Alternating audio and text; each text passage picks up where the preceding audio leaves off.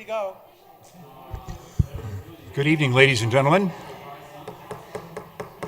I'd like to call to order the study session for the City Council for the City of Wheat Ridge, Colorado for June 18th, 2018. Thank you all for being here. We'll note that all of our councilors, except Ms. Duran, are here right now. Perhaps she'll join us later. We want to start off our meeting, as we typically do, with citizen comment on agenda items. I have a sign-up sheet, and our first speaker is Kia Ruis with Dorothy Archer on deck. Please come to the podium. Adjust the podium so it... All right. There you are. And if you would give us your first name and last name and spell your last name and give us your address, and then you may commence. Okay. Hi, everybody. My name is Kia Ruis, and 3516 J Street, so Council District 1. And I want to speak on item number 3 today, the Sustainability Committee report.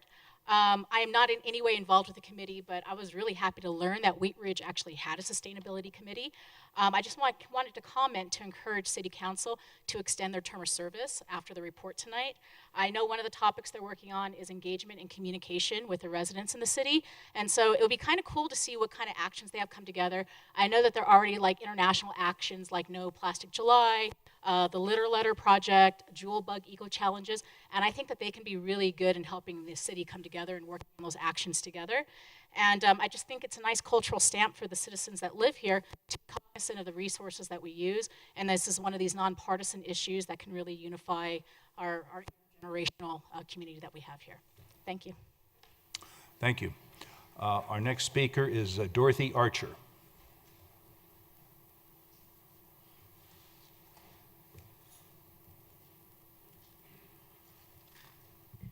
My name is Dorothy Archer, 3640 Marshall Street, Wheat Ridge. Good evening, Mayor Starker, Council, and citizens. I'm questioning the emergency situation. Do we know yet what Lutheran Hospital's intentions are on the 25 acres that they bought in Clear Creek? Perhaps before we okay an emergency situation, we ought to find out what Lutheran Hospital's intentions are. That might be stepping on some toes.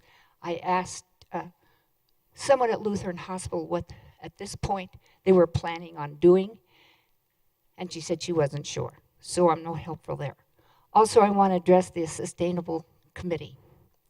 To me, your involvement in housing is a very important issue. We are battling, many of us, to stop the 35-foot flat roof allowance that exists for all residential areas in Wheat Ridge except R1C and R3. They are allowed to go up 35 feet with a 15-foot bulk plane.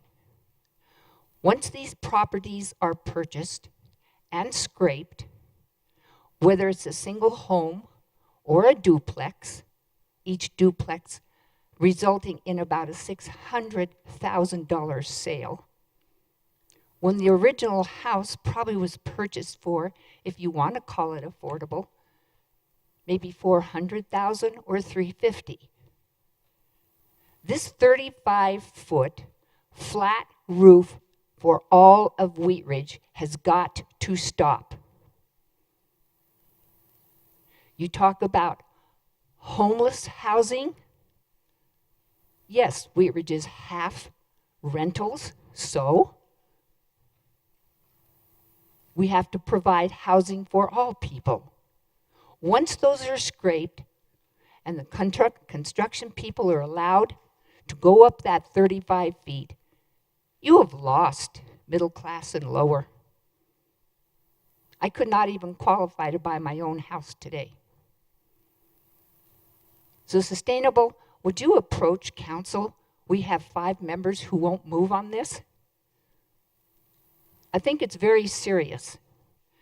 Within the next year or so, there will be 500 condominiums and townhouses and/or townhouses available in Wheat Ridge that did not exist today. I think we have a lot of housing for the millennials, and anybody else who can still do 2 staircases or 3. But I think it's imperative that the 2 surveys that have been done show that there were almost 1,000 people in favor of a 15-foot bulk plane. This cannot be ignored. It needs to be readdressed. Thank you. Thank you. That's all of the people that I had sign up on the sheet, but is there anyone in the audience tonight who would like to speak on any item on the agenda? And this is, you can come forward now, don't need to sign up. Come forward and speak if you want to, going once. Okay, we will close the public hearing. Okay, well, if you'd quickly move to the podium, please. You just made it.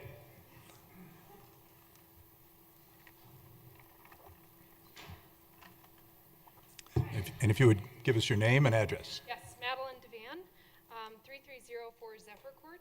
And would you spell your last name? Devan, D-E-V-A-N. Thank you.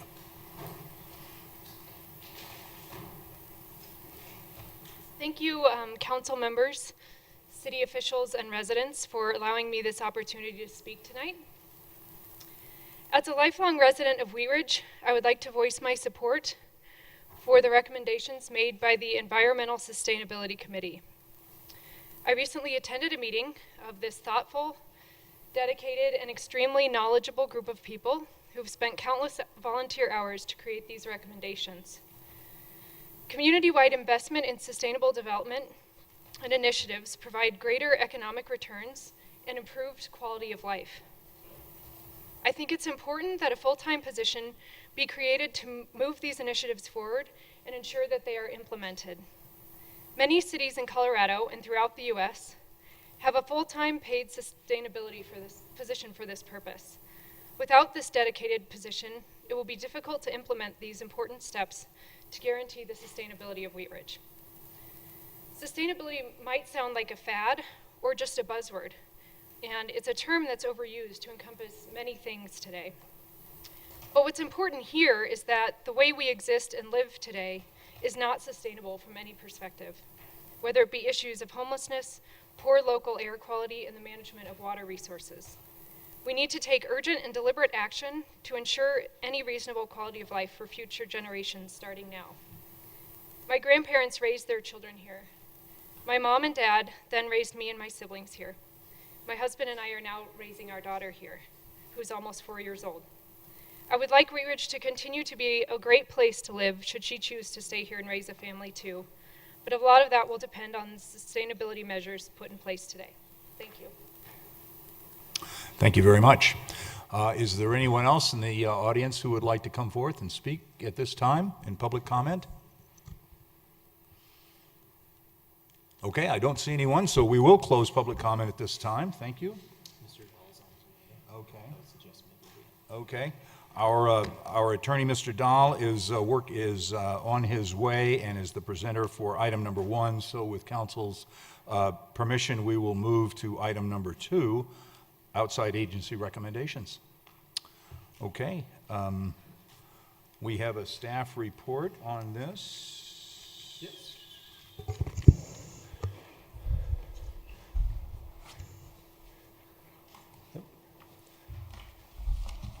Sorry, I'll just go ahead and introduce 2 of our committee members we have here are Sunny Garcia and Scott Wesley, and they're 2 of the people that serve on the outside agency committee, and they're going to present the recommendations. Oh, thank you very much. Please continue. Wonderful. Mr. Mayor and council people, I'd like to thank you for coming today and allowing me and Sunny the time to come and present to you what we've done on our committee. I'd like to give you a brief history of how we've arrived here tonight. Previously, council recognized that our city staff and council itself had been asked to do more and more with less, and that the involvement of the citizens in the political process was an essential part of our democracy. So 3 years ago, council sought to incorporate citizens into the budgetary process by forming the Outside Agency Citizen Review Committee and charging the committee with the review, recommendation, and funding amounts for outside agencies that provide services that help all age ranges of Wheat Ridge citizens. The organizations that apply for funds must be nonprofit organizations and serve the citizens of Wheat Ridge. Every year since 2016, the committee has met once a week over a month and a half and listened to the presentations of these organizations and weighed their requests to the services offered and number of Wheat Ridge citizens that benefited from the services. At the end of the presentation process, we met one more time to go over the individual recommendations that we all submitted and engage in active discussions to reach a funding consensus. Then the committee presents its recommendations to the council and offer themselves up to for any questions. That sounds a little weird to offer ourselves up. I'm sitting here and willing to answer those. Now that I wrote that and said that, I was like, wait a minute. Yeah. And also, we will make any recommendations to the committee that we have found throughout the year. The committee has had a representative that has guided it through the process and has been with us for every step that we've taken. Carly has been a constant, compassionate presence that has helped us shape the committee and kept us focused on our charge. As I've said every year, thank you, Carly. That brings us to tonight. Tonight, we have submitted our recommendations for the 2019 funding cycle. And you should have those in your presentation materials. This year, we've reviewed applications from 23 organizations, with 3 of the organizations being new to the process. The new organizations represented approximately 30% increase in the total funding asked over last year. Our funding totals for this year have gone up by only 8% as compared to last year's recommendation, and those recommendations were an increase of 17% over the first year. Additionally, we have funded 2 event sponsorships. Before I turn the mic over to Sunny, the committee members that will be leaving after this funding cycle would like to thank the new members of the committee that have stepped up to volunteer their time. Margie Robinson, Sunny Garcia, and Alejandra Major. Thank you all. Thank you. Mr. Mayor, city staff, and council members, the volunteers that serve on the review committee for outside agency program would like to thank you for your openness to involve the community in the process and the belief that the community members of Wheat Ridge should have a voice in the funding of organizations that directly impact the most vulnerable. It is a true testament to the city to encourage participation and accept recommendations brought forth by this committee. Through this process, Wheat Ridge shows its commitment to community involvement and its unwavering support of organizations doing good work in the city. A city that supports programs that serve a broad range of individuals and families in time of need is a stronger, more resilient community. I would like to express that being on outside agency committee has been a fantastic experience. During the process, we get to learn about each organization and what their direct impact is on our community. I would like to thank all the representatives that presented to us during this time. Knowing that organizations exist and are helping in so many various capacities is remarkable. Again, this is my first time volunteering on a city committee, and I want to let everyone know, again, what a fulfilling experience it was. I would like to ask community members that want a feel-good volunteer experience to apply for the committee next year. We will need to fill probably 4 vacancies and would love to have you. Know that you don't need any specific qualifications other than caring about Wheat Ridge and the people these programs help. From young kids learning how to be good environmental stewards, to feeding our hungry neighbors, to helping our seniors live their best days with dignity. Outside agency helps keep those programs operating in Wheat Ridge. And finally, I'd like to thank Carly and Laura, who stepped in on one occasion to help us out. And we wish Carly well on her new endeavor, and we look forward to working with whomever steps in next year. Thank you. Thank you very much, Mr. Wesley and Ms. Garcia. I will throw this open to the council to ask questions. Ms. Hoppy.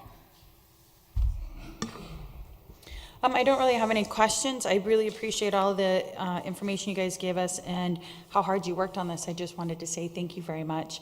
I certainly appreciate everybody being engaged. I know you guys have several meetings and you have to really dig through what all of these organizations do and make that balance. And I know that it's hard to, when you don't have all the money to make those decisions. And I really appreciate that you've made those decisions for us. And I support the $133,410 that you're asking for. Mr. Fitzgerald. Sonny, can you tell us what the Chanda Plan Foundation is, the Friends of Paha, Sunshine Home Share, and the Youth and Sage Partnership? Yes, the ones that are in my mind. He might have to help me with some of them, but Chanda is an organization that works. I think their office is pretty close to here, 16th and I can't remember now, but it's to help people with spinal disabilities. So anybody that's had a severe spinal injury, and it's more of a holistic way of treating, so that their quality of life is better. What were the other ones? Friends of Paha. I don't remember Friends of Paha right now. Friends of Paha is an organization in, I believe it's in next door to us in Littleton. They are a organization that takes people on that have disabilities and helps them with summer activities. Like a camp, exactly. Sorry, I have to remember. And then Sunshine Home Share is an organization. Yeah, I'll go to that one. Sunshine is an organization that pairs people who are in the later stages of life with younger folks in their home, so that they can age in place and live with dignity. And then the last one. What was the last one? Sage was the other one. Okay. Sage is one of and Sunshine was one of our two of our new requests. Sage is a kind of like the name says. It's where you take people that have a lot more seasoning under their belt, and they deal with people that are younger and kind of in a mentoring type situation. And everybody, I go back to Sunshine. I think Sunshine might have been on people's minds because Sunshine was actually on the news not too long ago. Wonderful organization, and they, like Sonny was saying, they take the elderly that have homes, and to keep them in their homes and to keep them active, they have other elderly that come in and live with them. It's a long, drawn-out application process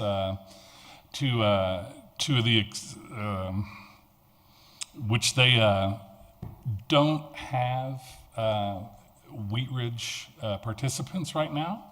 They have 5 people that are participating in their program, and their goal was to get, I believe, up to 17, or 17 is the number that's sticking in my head right now, for this next year. And it may not be the questions that's asked, but I'm going to go ahead and go to the funding that we've done on both those.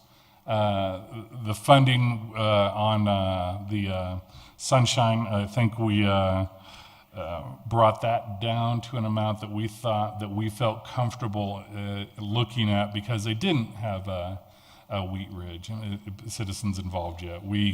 As much as we love it, that is one of the tenets that we look at is what is the impact on Wheat Ridge? Because this is Wheat Ridge money, and we want to protect it and make sure it goes to fund people that impact our community.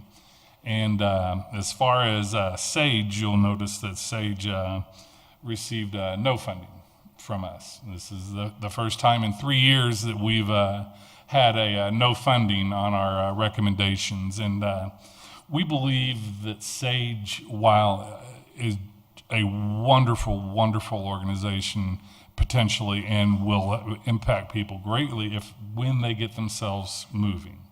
As of now, they hadn't made any reach outs yet to make contacts, to build their database of Sage people to participate, and the funding request to us was a funding of 100% of their budget. And when we look at things now, we've over the last couple years, we've really looked at what is the percentage of the budget that the people are asking for, and where's it going? You know, what is it going to? And at that particular point of this process, we did not feel that we would recommend them any money right now. We really hope that they come back next year. We hope they come back. They've taken some advice and got some more feet on the ground. Great. Thank you. Thank you. Additional questions, Ms. Davis? So I want to thank you guys all for your work too. And my question was based off of what I think how you just answered it was the impact on the committee. I mean, on the community. I mean, you see a lot of these, and I think a lot of these folks are staples to our community. You see the family tree, you see the backpack program. And to me, I think those are, not that all of these aren't important, but I think one thing is when people need help for food, just general basics, I'm glad to see those are being covered well here. But it goes back to the Chanda or the Chanda Plan Foundation. Just curious, so were they, I mean, what type of impact did they have on our city? And I just, again, you hear so many of these other people just as staples. Yeah, and for so, sure. and that's a pretty decent chunk and a decent, and a big request even for Yeah. a little city. Yeah. So I'm just curious how they could sell that. Well, how I took it was that, so currently they were serving about 30 members as far as Wheat Ridge community members, which for what it's doing, that's a large percentage. So let's say they have 150 clients. If 30 are in Wheat Ridge, it's a large chunk. So that's how we based what they were doing off of. Is, you know, it may not be a large number, but for what it is, you know, a spinal injury and things like that, it's not going to be a huge, you know, population percentage. So that's how we looked at it. Thank you. I'll add one more thing to that as well. As kind of a business review, when we look at the people to go along with not, you know, only just the percentage of funding, we look at kind of the viability of them continuing on into the future. And we found that they just bought the building they are in. And as opposed to having filled the entire building up with Chanda, they have Chanda on one part of it, and there are 4 other units, I believe, that they are renting out that covers their purchase and all their prices. So they don't really have any expenses on that. So I think when you looked at that, and then with the limited population that they could serve, and with 30, that's where we kind of came to that amount. You bet. Thank you. And is that building located in Wheat Ridge? No. Okay. Lakewood. 16th and Carr. Okay. 1690 Carr, I believe is the Yeah. address. But reasonably close to our Yeah. residence. Okay, thank We have you. a few that were not necessarily located in Wheat Ridge. No, but I was we just did that. curious whether Okay. they were or not, yeah. Mr. Matthews? I have to admit, I'm going to have a hard time approving funds for people that live outside the city. Your request is for $133,000. Do you know what that costs our citizens? It costs them $3,800,000. That's how much money they have to spend to raise that $133,000. And with that kind of leverage, I'm pretty concerned that the money that we spend stay within the city. That's a big hot spot for me. The Regional Air Quality Council. Can you describe that, what that organization is, please? They were, my mind work here. They were the ones that put in the electric charging station. No, not one of them. At Fruitdale. At Fruitdale, yeah, at Fruitdale, and they've also been working with the city on the government, the application to the government for the green street sweeper. And why are we giving them money? To continue on with lobbying efforts and work efforts here in the city to forward Is our green efforts causes. for this committee to be lobbying? Well, it's not just exactly left on the lobbying alone, but it helps them with the work they do. Lobbying may have been a poor choice of words, but they're get out and put feet on the pavement to get things done. And the Institute for Environmental Solutions? You know what, We may be getting those confused, and I probably need to look at the binder, which I don't have in front of me. I think maybe Carly has it. Would you like to join us, Carl? That was who that was? RAC, the first one, I could speak to the RAC. Okay, yeah, thank you. Do you want me So to- the Institute of Environmental Solutions does all of the replanting of trees along the Greenbelt, and they do the stewardship with youth. So they have the Kohler Strand teaching them environmental things and how to help, sustain the trail systems. And they do that with the rec center kids as well, the kids in Sun Camp. So that was what that program was. What he was describing was the other one. Thank you. And the Wheat Ridge Community Foundation? So they run, I can't remember the specific thing. So they do scholarships. That's their specific. Sorry, it's so many, they have to come back to me. They do scholarships for kids coming out of Wheat Ridge High School. And then they also, as a foundation, they run other 501c3s through them. So, getting a 501c is an expensive process. So if you're a small organization and you can't do that, they help facilitate that for them. What percent of their budget goes to our Wheat Ridge High School students? Let me look. While they're looking for that, I could go ahead and address kind of your concern of why we should be looking at funding organizations. Most of the organizations, while they may not have a physical home address here in Wheat Ridge, they do benefit Wheat Ridge citizens. So we are looking at that, and we also look at this committee, not just when we look at the financial strength of a lot of the companies and what they're asking for, and is it going to a program. We also look at a lot of what we're doing here as this is kind of the heart of Wheat Ridge. This goes to what do we do to help people and bring them up. I understand that we're going to be looking at money in a budget as a limited item. I mean, it's not infinite. Things have to be taken away from other places. But we feel that what these organizations bring, from the children all the way up to senior citizens, that and people from all aspects of either being physically injured or court-ordered issues from like CASA, we feel that this is a really kind of good social heart part of what Wheat Ridge should be doing. And the Audio Info Network? Audio Info Network is a organization that's run by this gentleman, and he does work for sight-impaired people. They they transcribe. Thank you. There we go. That's the word. They transcribe local papers, national papers, books, coupons. One of the presenters for another organization actually had worked for these guys before, and he did all the King Soopers programs. And these are available to these people either online or through using the devices that the audio network has of their own. Yeah, thank you. Mm-hmm. Mr. Pond. Thank you. I'll repeat the thanks to the committee and all the work. It's really important.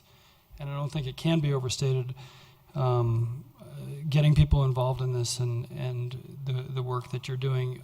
The analysis and the discussion and the recommendation that you're bringing forward is much richer, frankly, than we can do on our own, and that's extremely important. So it's not just the engagement, which is also important in terms of people getting involved in what we're doing, but in fact, this is hard work that in many ways you're doing so that we can have time to do other work. And again, that's really, really important. I don't really have any questions because of that. I mean, some of them have been answered in the discussion.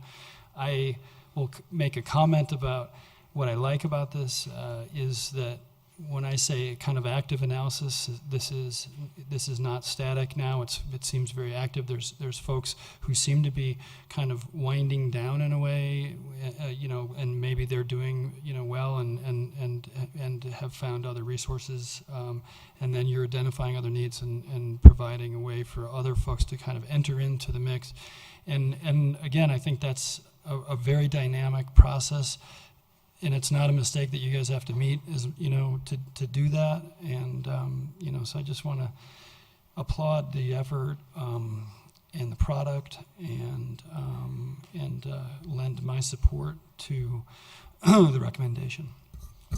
Okay. Thank I'd like to go along with that. We talked about it this year, that a lot of the organizations that have been our repeat applicants, that their applications have gotten, they weren't coming in and asking for 15 or 20,000. They actually came in and asked for 4,000.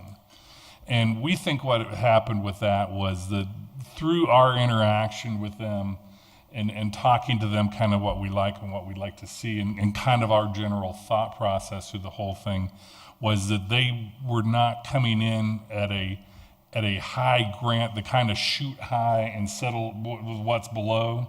We think that what we did with when affording them the opportunity to come in and our questions, we think that we have kind of directed them to be a little more targeted in what they have. That they saw that when they said, okay, this goes to this program and it does this.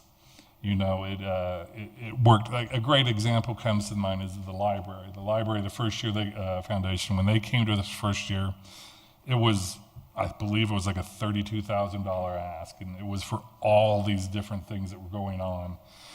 And we just didn't see that was, one, available to us to offer, or two, warranted. So they came back and they did a specific targeted ask for certain games that they had. Well, this year when they came in, and we granted that, or suggested that, and you guys approved it.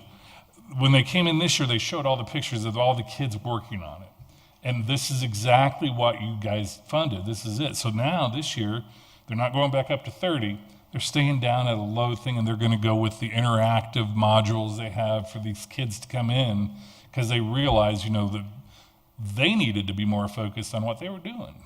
So, thank you. Thank you. Well, I think that, Ms. Dozman. Thank you. So I just want to reiterate the thanks for all of your hard work and all the time that I know that you put into this. I especially want to note some of the foundations that you supported, Feed the Future, the Wheat Ridge Community Foundation, the Outdoor Lab Foundation, and especially the STEM and STEAM team. Those directly go to our students, which they're the future of Wheat Ridge, and so I really appreciate seeing so many outside agencies coming and asking for that money, because I spoke with Charles Sprague from the STEM team, and soliciting sponsors for support of that program takes up a lot of their time, and it is a valuable skill for their students to learn, which he makes the students go into it themselves. But I spoke to him about how the city could partner with him and help them be successful, and I think that this is a great initiative to support that, and I just really wanted to thank you. Thank you. I think, okay. I was just going to say how fun their presentation was. The STEM kids did such a great job. It was a really amazing. Well, thank you very much, Ms. Garcia, Mr. Welby, or Wesley, excuse me, and Ms. Lorenz for staffing this. Great job. This will come back in our budget session late in the summer and in the fall. So stay tuned. And thank you for your work and a great report. Thank you. Okay, that concludes item number 2. We're going to go back in reverse and ask our attorney, Mr. Dahl, to join us and discuss with us freestanding emergency rooms. Okay. Please proceed. Councilman Lepecki, you have a memorandum from Ken Johnstone, and he and I put that together. So you see that without repeating the whole memo to you, the question of freestanding emergency rooms has come up a number of times. The city presently has a moratorium that will be in place until the end of August on freestanding emergency rooms. So the question is whether and to what extent the council wants to adopt regulations or ask for regulations to be brought forward for your consideration before that moratorium expires. You always have the opportunity to extend a moratorium. I think it's been extended once, if I'm not mistaken, but in any event, it's in place until August. The regulatory landscape here is that freestanding emergency rooms are a little bit of a hybrid product, but like any other use that isn't listed in our zoning code, it's the obligation of the community development director to determine what use is it most similar to, and that's how we regulate things. Otherwise, you'd have to continually be adding definitions of new things in the code, and the community development director has that authority and has exercised it with my advice to take the position that freestanding emergency rooms have many of the characteristics of hospitals in terms of the kind of services that are offered, and so therefore they're regulated in that way. That brings us to our code. What does the code say about that? The code only allows hospitals in a couple of zone districts, and that would include the planned hospital district where Exempla is now, and a couple of other districts that are noted there. They're permitted in the permitted use in the MUC zone district, mostly along Wadsworth corridor. They're not allowed in the mixed use neighborhood, the MUN district. So with that kind of regulatory background of that landscape, what do you want to do about freestanding emergency rooms? Well, you have some choices, and those are on the second page of the memo. Freestanding emergency rooms aren't any particular protected class of land use activity. They're not a group home, for example. Instead, they're just a land use, no different than any other land use, and unless you're in some kind of protected class, or unless the effect of the rezoning is to exclude certain residents from the community, you can do a wide range of things, and you see that in the list here, kind of in sort of ascending order, I guess. But one thing you can do is define them, and then say they're not permitted in the city. There are a few other uses not permitted. I think junkyards are not permitted in the city. Scrap recycling operations not permitted in the city. You have, I'm not saying that's my recommendation, you've got a whole list here and you can choose, but the point I'm trying to make is that they don't enjoy any particular protection under any constitutional or federal law, and so for that reason you could take that approach. If you can do that, you can do all these other things that are listed. You can limit the number of zoning districts where they're allowed, and effectively you're doing that now in terms of where hospitals are allowed. And so you define them and say they're allowed in the same districts or different ones or fewer ones or more, up to you. You could require a special use permit. The city requires special use permits, as you might recall, for body art establishments and psychic readers. That's a particular kind of use, and you've said they're allowed in the, I think, commercial zone districts, but only with a special use permit. So not only can you say where they can be in a zone district, but you can layer on a special use permit requirement. You could limit the total number of those uses. The city has done this with marijuana operations, as you know, and there's a limitation on those. The city's done this with billboards. There's a limitation on those. I'm trying to give you examples of what you're already doing, and these are tools that are available to you. You can also establish spacing requirements. We have those for adult businesses, saying that adult businesses can't be any closer than a given number of feet to schools, etc. You have that for liquor stores. It can't be, by state law, can't be any closer than a certain number of feet to schools. You could also get into operational requirements, limiting hours of operation, and you do that for other kinds of uses. Depending upon what you do on the zoning side, there will probably need to be some licensing implications, and that's over in Chapter 11. And you see the language that Ken has put together for that. You could maybe put the operational requirements over in Chapter 11. For our purposes here, I think what we need to hear from you is a discussion on what regulatory approach you'd like to take on freestanding emergency rooms, and then depending on what you recommend, Mr. Johnstone and I will craft regulations and bring them to you. That's my thumbnail sketch here. Yeah, Mr. Goff? Yeah, if I could just add to that a little bit. Thank you, Jerry. That was good. again, we spoke about this with you at the May 7th study session. We got a little bit of direction, but it was kind of all over the board a little bit. I think there was a little bit of maybe consensus of just outright banning these, but we didn't want to assume that. So Mr. Dahl laid out numerous options for you, but a key point that you need to understand, and this is not to persuade you in one direction or the other, but the more complicated we make these regulatory restrictions on these, the more time it's going to take, so we'd probably have to extend the moratorium. If you want to do an outright ban, we could probably get that done before the moratorium. If it's somewhere in between, we'd have to determine if the moratorium needs to be extended, so just keep that in mind. Mr. Pond. Well, thank you. Perhaps to that point, I do see the problem largely of time and the amount of work. In a second, I'm going to ask a question related to how Chapter 11 can interface with Chapter 26, which I think is interesting in this memo. But before that, I'll say that the swifter way, obviously, is to come in and to prohibit them in all zoning districts. I suppose it's the most kind of clunky way of doing it. We can come back later and do. I mean, that's a comment and/or a question, perhaps. But I mean, we can do that, and we can still do all these other things later, given the time, and maybe that doesn't look so graceful. However, it's it's not that we've been graceful to date, and I think that some of this is difficult because we're trying to really contextualize it with a lot of other things: the demand for this, the market, the consumer protections. Not to mention some of the other things that we're working on, like the NRS and our other things that actually could in fact have a bearing on this or have some information that we would want.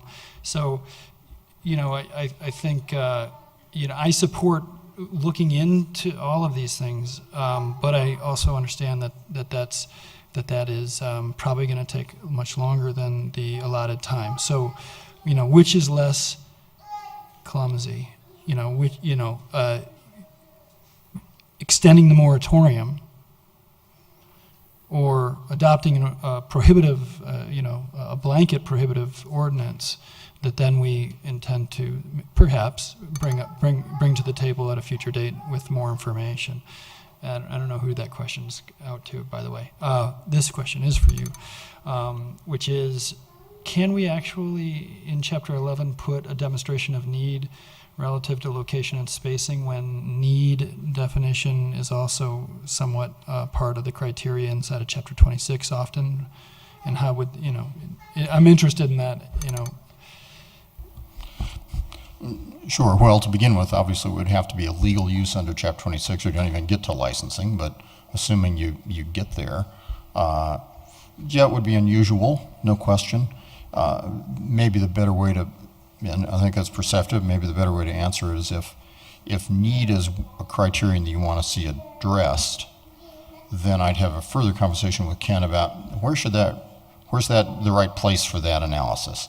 You're right, we often look at need and compatibility with the neighborhood, et cetera, et cetera. That's all a zoning review. We're right, and I would be a little bit concerned, and this is in the weeds a bit, but I'd be concerned that we're trying to deal, with Chapter 11 issues without having essentially the infrastructure like the Planning Commission and staff to adjudicate some of those things. So anyway, that if and when we get to that point, we can talk about it. But I would say, whatever discussion ensues, I would choose, we're not, I don't think, we don't have enough information to date. Mr. Fitzgerald.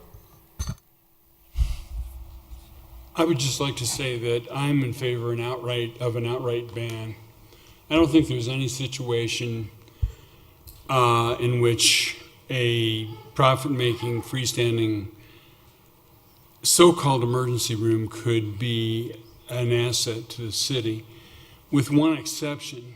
I don't know what Lutheran might decide to do in the future. And I would like the council's permission to suspend the rules. I see somebody in the audience who can probably answer the question if there's any reason to allow Lutheran at some point or another to build a freestanding emergency room. So I would ask for consensus that we suspend the rules to hear a brief statement. Well,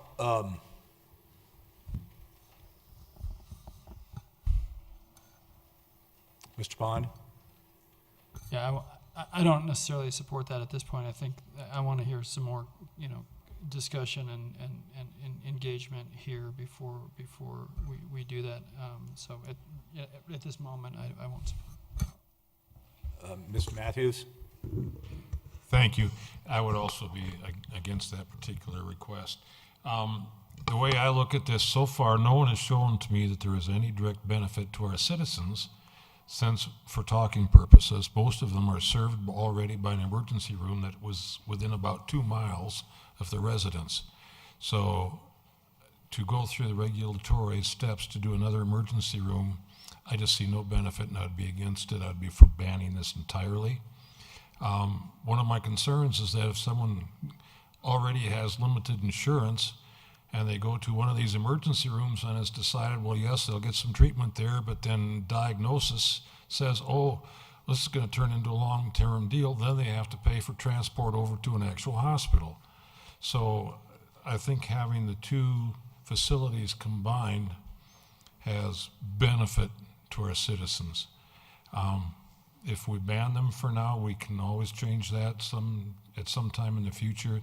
I'd be much more in favor of perhaps more urgent care defined systems, but that's for another topic for another day.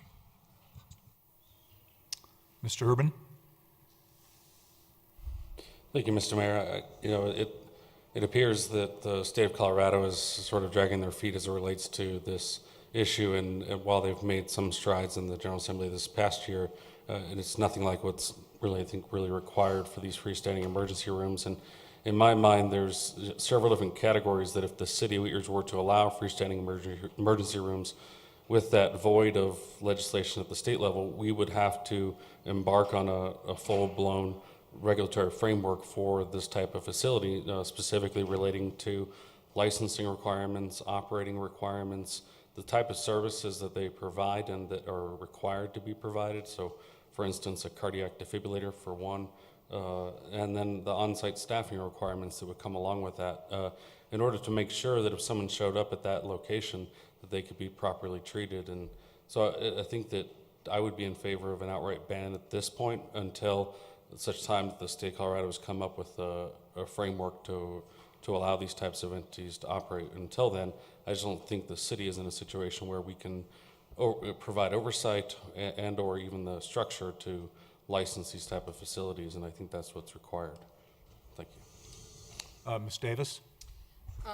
I think most everyone has basically said what I'm thinking, and I think a lot of it goes back to some of the state and their regulations and the ability, and they're not even there yet. I think the other thing is bottom line need, and I think we have Lutheran Medical Center here, you have St. Anthony's not so far away, that we have two large hospitals with big emergency rooms very close. So again, I think that goes back to need.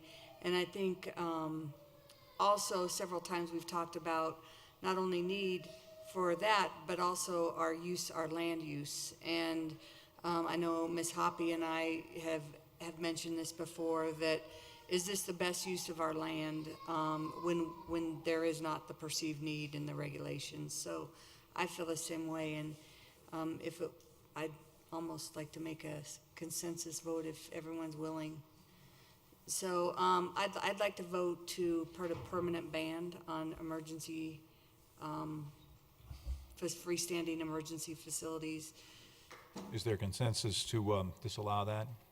There appears to be. I had one question before so that's our consensus to move forward. Mr. Dahl, what if someone came in with a freestanding emergency or a freestanding emergency room and a dermatology clinic? So then it's not a freestanding emergency room. Would that an emergency room and a dermatology clinic or some other coincidental use, or is that the loophole that we're looking for? Well, we'll have to be careful about how the definitions crafted for the prohibition, but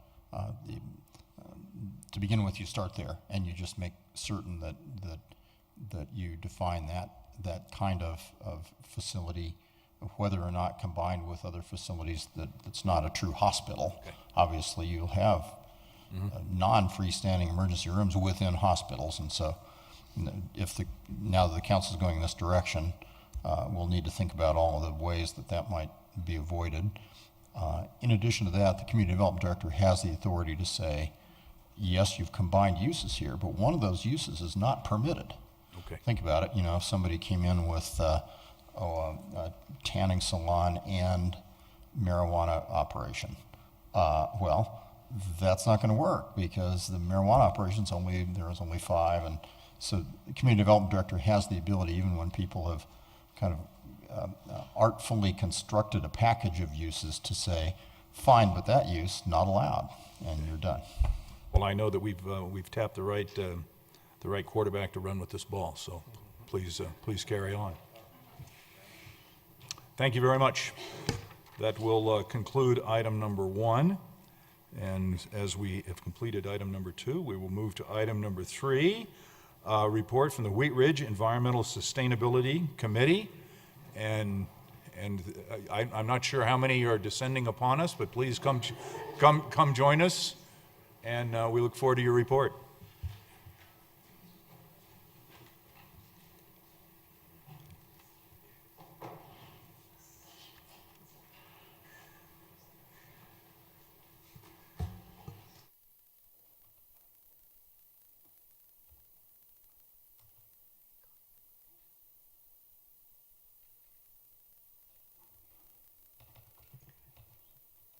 Hello, everybody. Can you hear me? My name is Amy D Pierre, and I am presenting to you today with my co-chair here, Joy Opp, to provide an overview of the work accomplished by the Wheat Ridge Environmental Sustainability Committee. That's a mouthful, so you hear us refer to the committee as RESC throughout the rest of the presentation. This committee was comprised of 11 resident volunteers representing each district in Wheat Ridge. Over the past year, RESC volunteers spent a combined total of approximately 550 hours to meet every other week right here at City Hall. In addition, each volunteer spent extensive time outside of these regular meetings to develop the final report and recommendations we are here to share with you today. We've allocated approximately 60 minutes for this discussion, 30 minutes to present our plan, and 30 minutes for questions following. During our time this evening, we will highlight selected goals from the RESC plan. We do not have enough time tonight to thoroughly review all the plan details or to cover each goal with their associated actions and strategies in their entirety. We'd be here a long time if that were the case. All right. To provide a quick recap about RESC and its formation, each committee participant applied for the committee and was appointed to a 1-year term by our former mayor, Joyce J. Selection criteria was based on each member's expertise and experience with environmental sustainability, and passion, if you will. For the purpose of RESC and this plan, sustainability is defined as the responsible use of resources as it pertains to the 3 rungs of sustainability: environmental, social, and economic. RESC's main objective was to identify and develop recommendations for effective environmental sustainability practices, programs, and policies for Wheat Ridge. The mayor and city council selected 6 topic areas of focus for RESC. These include, as you see here, energy efficiency and green building, renewable energy, transportation, solid waste and recycling, water, and communication and engagement. The first months of the committee's time was spent garnering insight from various organizations. This initial information gathering process was indispensable to the development of the plan's recommendations. Following this data and information gathering phase, RESC organized members into small working groups, and within each of these groups developed a set of recommendations for their assigned topic area based upon nationally recognized best practices. The committee made a conscious effort not to reinvent the sustainability wheel during this process and sought out best practices adopted by other local governments in Colorado and beyond that could be applied to the unique circumstances in Wheat Ridge. The plan sections for each of the 6 topic areas includes aspirational community goals, indicators or metrics for tracking progress, recommended strategies for improvement, as well as estimated resource requirements, timelines, and environmental benefits. And we'll get into these in just a moment. But first, before we begin discussion on the plan specifics, RESC would like to acknowledge the assistance, the support, and the contributions of those involved in providing supporting information for this plan. RESC is grateful to each of their time and energy put toward our combined efforts. The action plan would not have been possible without the support and dedication of the City of Wheat Ridge staff, Carly for one, and leadership, as well as the generous support and guidance from local businesses, organizations, and neighboring governments. We thank you for your contributions toward a more sustainable Wheat Ridge. All right, and now we get into our first topic, energy efficiency and green building. As a city hemmed in by other municipalities, there are minimal opportunities for horizontal growth or sprawl. Most development in Wheat Ridge will require the redevelopment of existing properties, either through infill spaces or building renovations. Addressing how these spaces and buildings use water, materials, and energy will help reduce negative impacts on both community health and our environment. In regard to energy efficiency, residential and commercial buildings account for 44% of emissions. Issues stemming from energy waste are myriad. Energy waste increases residents' economic instability due to price volatility of energy, increases health problems caused by indoor and outdoor air pollution, and increases the risk of detrimental effects caused by climate change. Implementing energy efficiency investments in city facilities, as well as the commercial and residential building sectors, is the least expensive option and the recommended first approach for energy efficiency and enhanced sustainability of the built environment. There are simple steps that can lead to quick successes. For municipal facilities, procuring an energy performance contract is a great way to finance energy efficiency investments. A contractor vetted by the Colorado Energy Office takes on the financial risk by using the energy savings to pay for the energy conservation measures. Once paid off, the city reaps the cost savings. There are numerous programs operated by Xcel Energy and the Colorado Energy Office that provide incentives and financing options for Wheat Ridge businesses and residents to implement upgrades that provide energy savings for years while making their buildings more comfortable and safe. For example, the new Commercial Property Assessed Clean Energy, or CPACE, financing program can help businesses implement energy efficiency projects that provide positive cash flow from day one. Another step for the city would be to provide information about free home weatherization programs that are available for households with reduced or fixed incomes who face the greatest burden from energy costs. One success that our committee can celebrate is being selected for Xcel Energy's Partner in Energy Program, or PI program, which helps with implementation and outreach. I understand. On the highest priority strategies for an estimated $200,000 annual savings with 3-year payback. She's actually already heard this presentation, by the way. So the city can magnify the impact of this PI program by allocating staff time to work with the PI team. RESC worked closely with the team, and the plan is ready for immediate implementation. In fact, we have PI team in attendance tonight, and should you have any questions for them? All right, so let's turn our attention to the green building side of this topic area. Strategic planning is of critical importance for the wise utilization of available buildings and land for new development, infill, or redevelopment and renovation. Actions under Goal 4 include a comprehensive review and update of Wheat Ridge guiding documents for their clear and unified support of sustainability.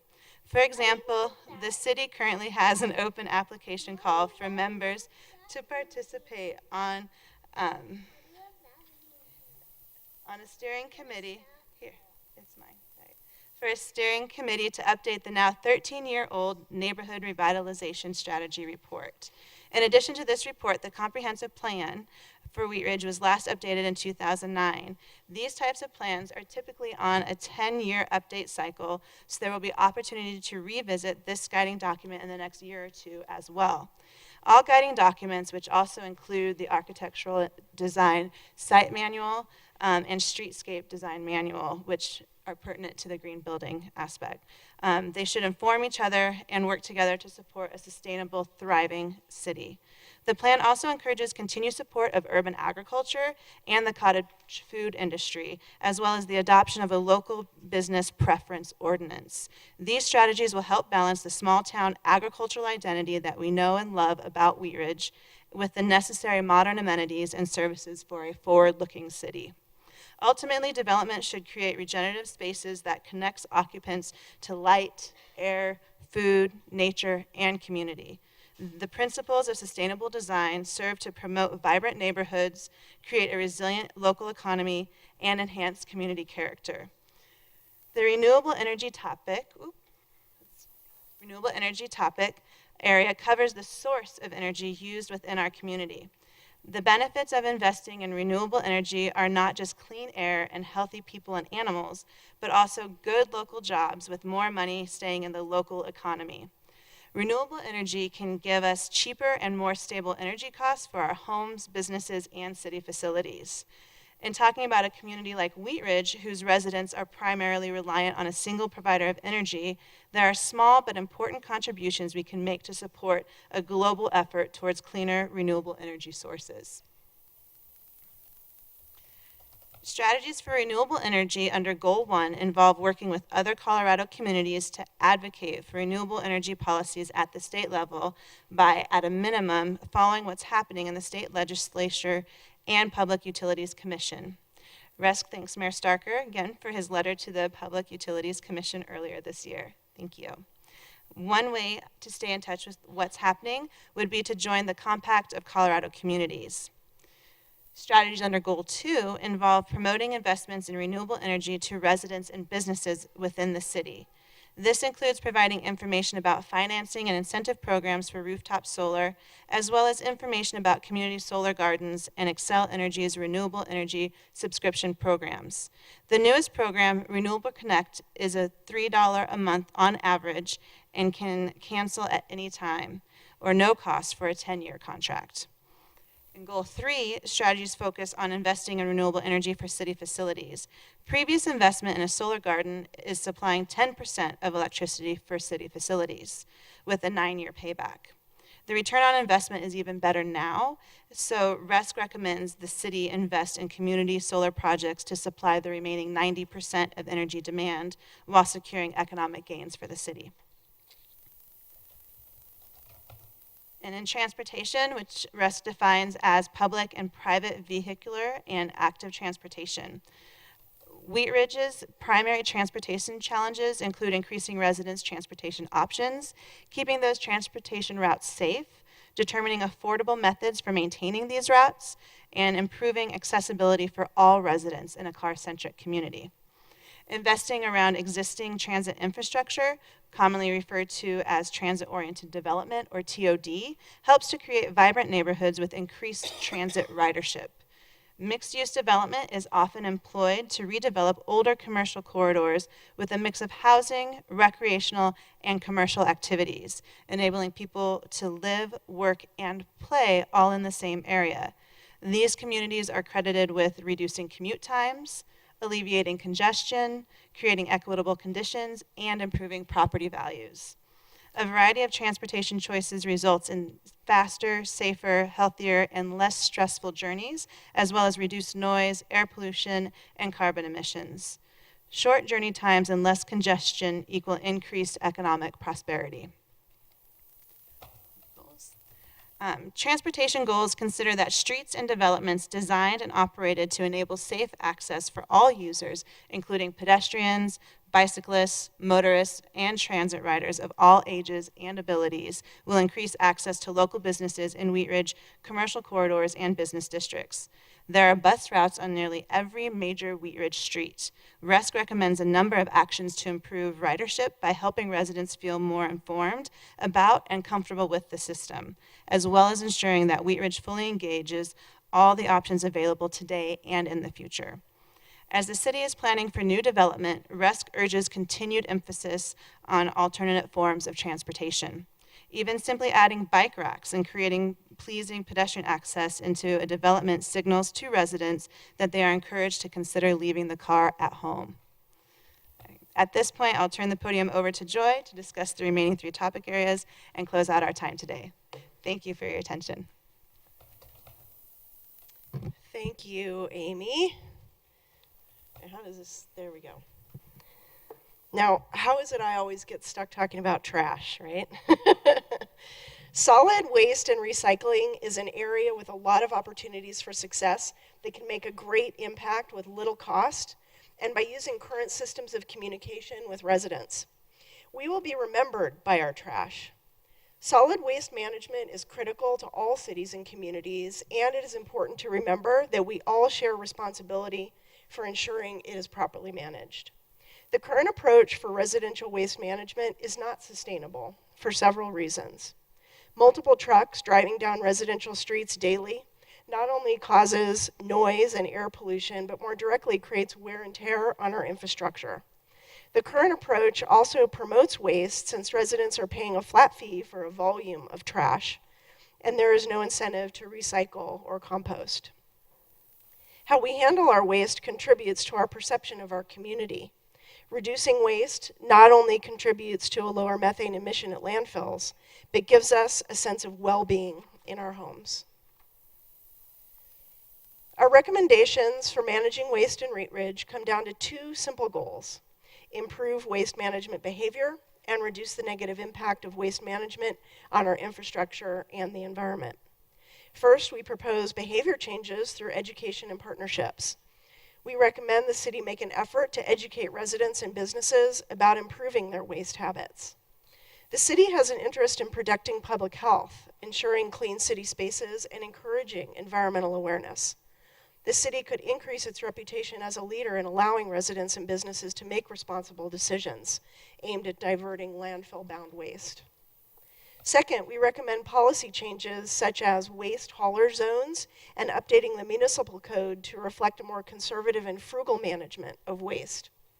Once waste zones are established, the city could restrict service in certain zones to certain days of the week, for example. Within the plan, we also go into detail about how the city can require residential waste haulers to offer a pay-as-you-throw option, which would reflect more accurate waste volumes and encourage less landfill-bound waste from Wheat Ridge households. If the city does not take steps to change the current conditions of waste management, our roads will continue to be impacted. We risk becoming an unattractive city to residents, visitors, and potential businesses, and residents will continue to pay high cost for waste services that don't encourage waste reduction. Water is a vital natural resource for all of Colorado, both in terms of quality and quantity. Almost 80% of the state's water originates on the western slope, but more than 80% of Colorado's population lives on the eastern slope. This mismatch creates long-term supply problems and regional conflicts. Additionally, Wheat Ridge exists in an arid climate, and similar to many Colorado communities, our available water supplies are vulnerable to fire and drought and are not adequate to meet future needs. The demand for water is expected to increase from climate change up to 8% in the municipal sector and up to 26% in the agricultural sector. While Colorado's population is expected to merely double from 5 million to 10 million residents by 2050. Substantial efforts must be made to ensure adequate water is available for current and future residents to support economic activity and ensure watershed health. Wheat Ridge's lakes and streams contribute greatly to the livability and health of the community by providing substantial opportunities for recreation and habitat for wildlife. Clear Creek is an especially important part of the Wheat Ridge community, shown by its prominence on our city's logo. City founders created this greenbelt to preserve the Clear Creek corridor for future generations. Residents are able to enjoy the trails along Clear Creek and city lakes. However, growing populations and associated pollution increase strain the water quality. These strains cause loss of wildlife habitat and can cause illness in residents through pollutants such as E. coli and ammonia, both listed as impairment pathogens for our segment of Clear Creek in 2016. In addition, aquatic life is mostly absent due to high organic sediments and high water temperature. We propose 2 high-level goals along with several associated steps in reaching those goals. Goal 1 is to improve stormwater management and water quality in all major waterways and water bodies. With a robust education effort, use of volunteers in our community, and partnerships with regional organizations, we hope to see Clear Creek as a thriving water body.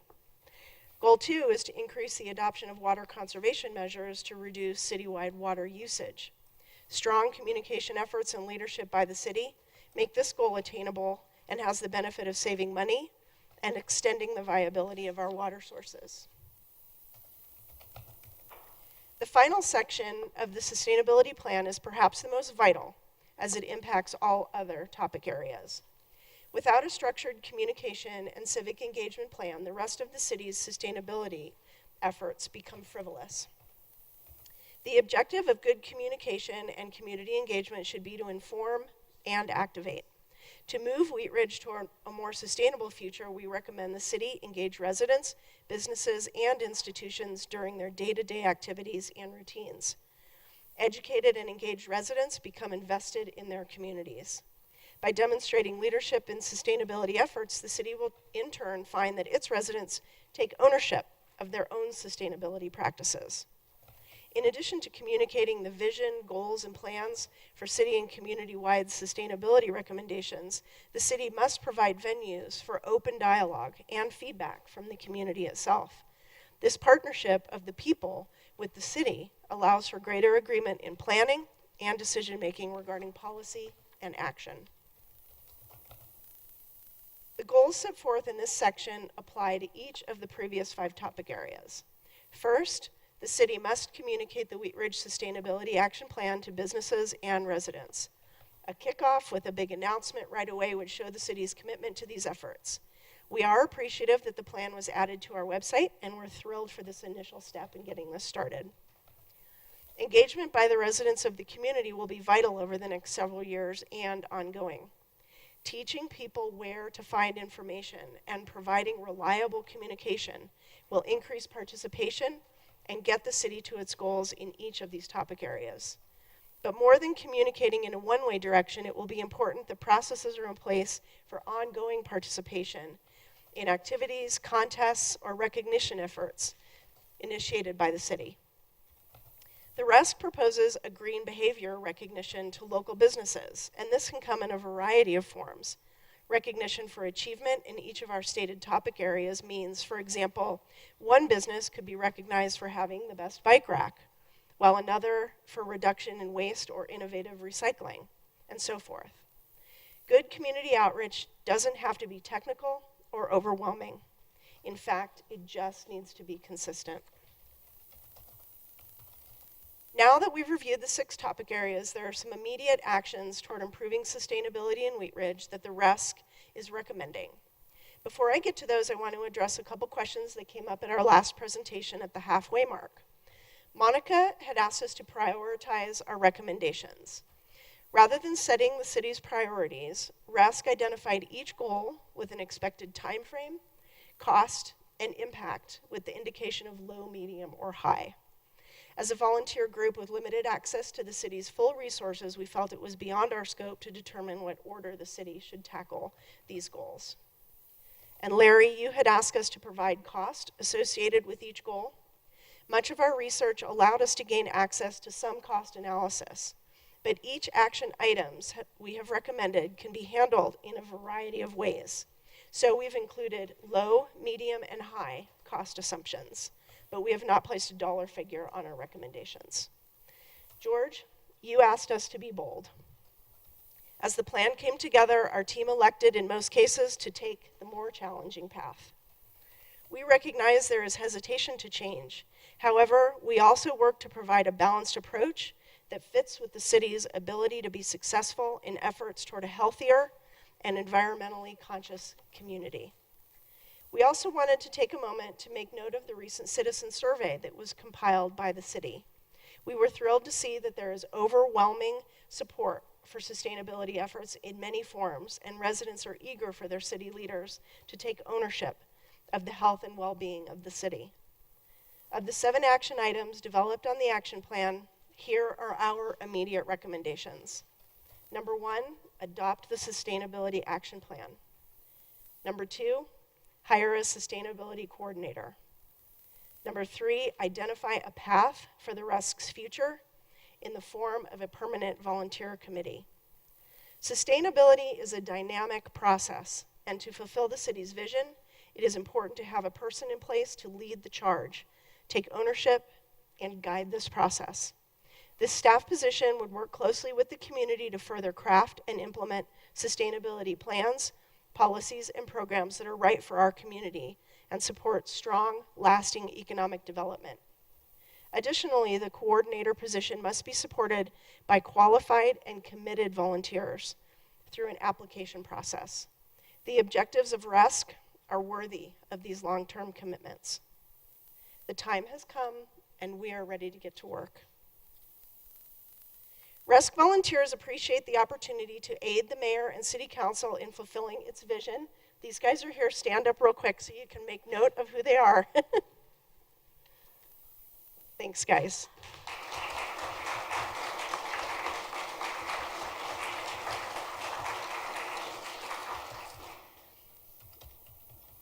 We thank you for the opportunity to have served the city as the first sustainability committee.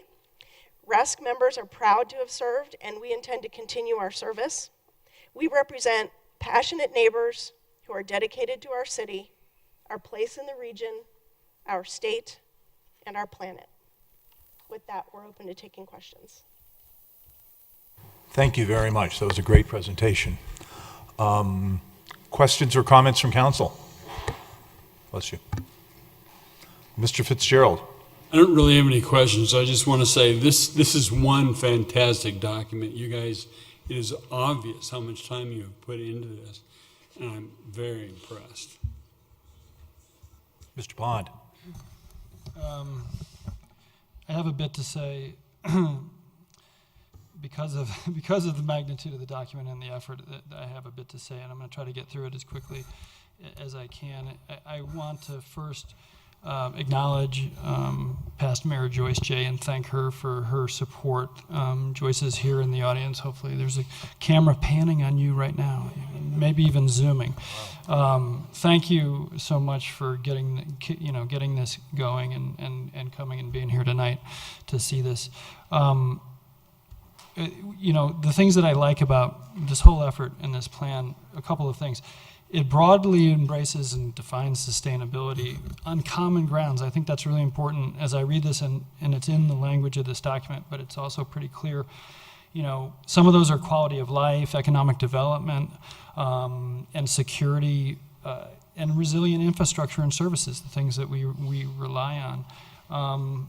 And what I really like about the document, and it connects a lot of analysis that you did, and then goal setting, prioritization, looking at return on investment, and not the least of all, creating, in many cases, very robust metrics, something that can be pinned down and that we can tie these things to, and I think that's obviously really important. And then to Tim's point, the content, and all I can say is, wow, shoot, I read it. There were some places I read really quickly, sorry, but and I will go back to it, but there was so much in here, and it represents so much work and so much thought, and more than that, and I'll repeat this, I'm sure, but so much care and connection and intent for our community. You can see it. In many ways, it's a technical document and an analytical document, but the love of Wheat Ridge, bleeds through it, and it's important to acknowledge that. And so, if I don't, and I will, I thank you so much for everything that's in here and the work you did and everything that you're going to do later. Three, I see a lot of connections. What's beautiful about this is that I'm sure you saw it, and I see a lot of connections, and I think activating those connections that are in here has incredible value to the community. And again, you've given us such a rich interpretation of and options, and we'll get into those in the future. I look forward to that. And it's important to reference the fact that many of those connections, again, can play out on common grounds, and I want to reinforce that I think you guys were careful to try to really to connect it and make it a community approach to this, and that also shows through. I just to pick on one of the areas in a way, I want to shout out for transportation, because in some ways it kind of stands out. A lot of these other things are very, water and things that you talk about a lot. Transportation is really important to us. We're special, in many ways because of our geography. Where we are, and managing our connections in and out of where we are is going to be critical for our future. I just want to share that, and again, that I'm impressed with the level of detail in the document. And finally, I just want to say that I support the recommendations to adopt this plan, to hire a sustainability coordinator moving forward, and I will continue to support that through our budget cycle. I think it's very important and has value.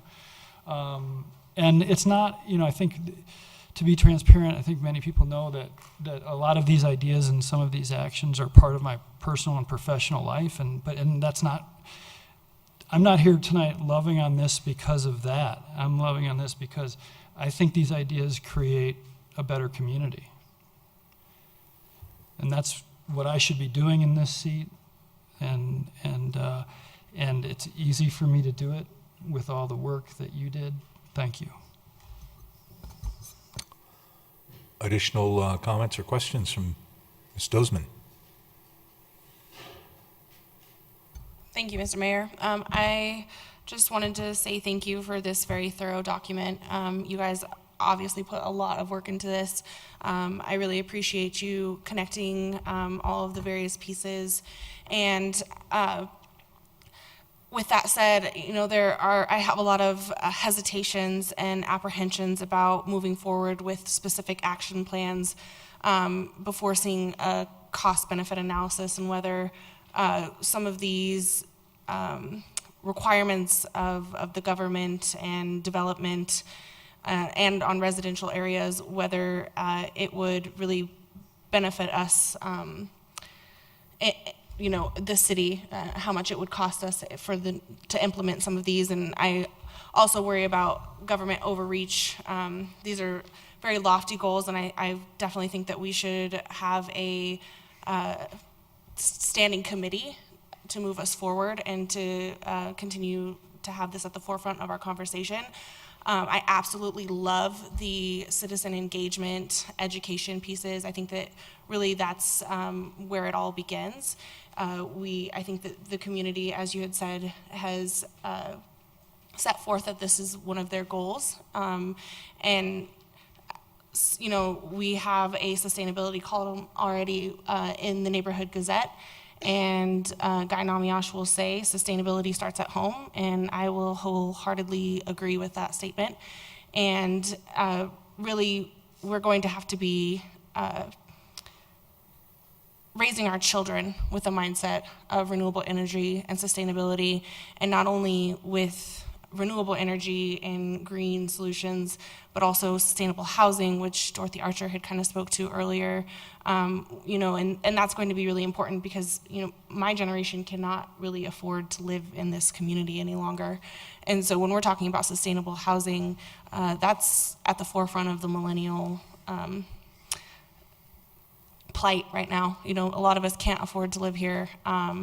And I would really be weary of imposing some of these requirements on our future generations and what that would look like in our community. So I just kind of wanted to put that out there, but I do really appreciate this document, and I mean, this is incredible work by a volunteer group, and having served on a volunteer committee, like, this is wonderful. So thank you very much. Thank you, Ms. Hoppy, and then Ms. Davis. Not only is it obvious that there was a lot of work that was put into this document, but it's also presented in an extraordinarily professional manner, and easy to be able to see the organization. And when I first looked at it, I was like mind blown. I've been on a few boards and in a few places where, we're putting together strategic plans, and I know that it's not easy. And so I super appreciate that. As far as, I agree with everything that George said, but, as far as like, is it worth it? So the outdoor recreation industry relies on our environment. So the outdoor recreation industry in Colorado brings 229,000 jobs to our state, $9.7 billion in wages, $28 billion in consumer spending, which is $2 billion in local and state tax revenue. Is it worth it? Is it worth having a coordinator? It absolutely is. And I really commend you guys for all of your work. And I know that we will have the payout down the road. So thank you. Ms. Davis? Just a couple quick comments, and what can we do without humor? So all I have to say is go big or go home. I mean, this is awesome. And thank you for your work. I support some of the things that have already said. I do think that this is something that we need a designated coordinator, because when you look at the list of action plan items, it reminds me of our city council list of action items that we just had to kind of vote and pare down, which is probably something that this group is going to have to do as well. I also mirror some of what Ms. Dozman says, that some of it's going to be a harder sell than others, but I think with a coordinator, with someone that can kind of keep their eye on the prize and consolidate some of this, keep the committee going, I think that we could have some quick wins and maybe some long-term goals and set up some, I don't know, ways that we can get monies from the government. And I think the other thing is just educating our community on what they can do is a huge part of that. And I know the composting thing is something that when I knock and walk door to door and talk to folks about, that is something that I'm asked about a lot. So it is something I support. Thank you. Holy cow, go big or go home, knock it out of the park, whatever term I usually say, it's going you guys' way. And thank you. Thank you. Mr. Matthews? Before I make comments, I have a couple of questions. Do you have some underlying assumptions that you've made as you presented your goals and where you perceive the benefits to be from? I tell you what, come on either to the podium, or you're happy to come up here, but get to a mic, otherwise we don't get it on the recording, and that's... You can sit here. Yes. Sit here, sure. Just turn the chair and push the button, and the green light will go on, and then we'll have you on audio. Yes, sir. Oh. There's 11 of us. You might get 11 different answers to that. But my answer is that the underlying assumptions for each section are basically the why section. Why it's important for Wheat Ridge to undertake some of these goals. But have you not made some assumptions? I mean, we're going to get into the weeds here eventually, but have you made the basic assumption that climate warming is here and it's man-made? I've seen that throughout this presentation, that you're trying to combat man-made climate warming. Is that correct? Yes, that is an Yes. assumption that we made. Okay.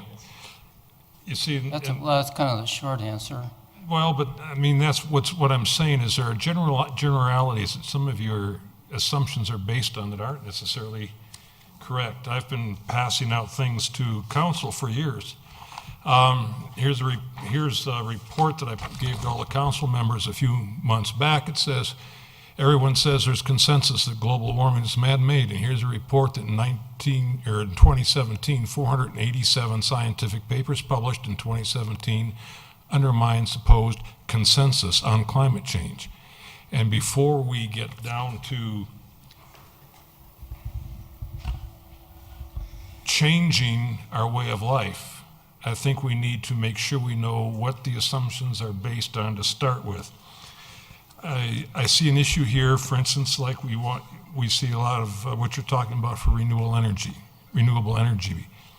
There was just an article published that Colorado electric rates continue to rise, and they're rising more than the rest of the Rocky Mountain states. Colorado electricity rates have risen sharply, 62%. And part of that is public policy may be to blame in part. Colorado Public Utilities Commission PUC data suggests that in 2012, part of the dramatic increase was due to renewable energy mandate.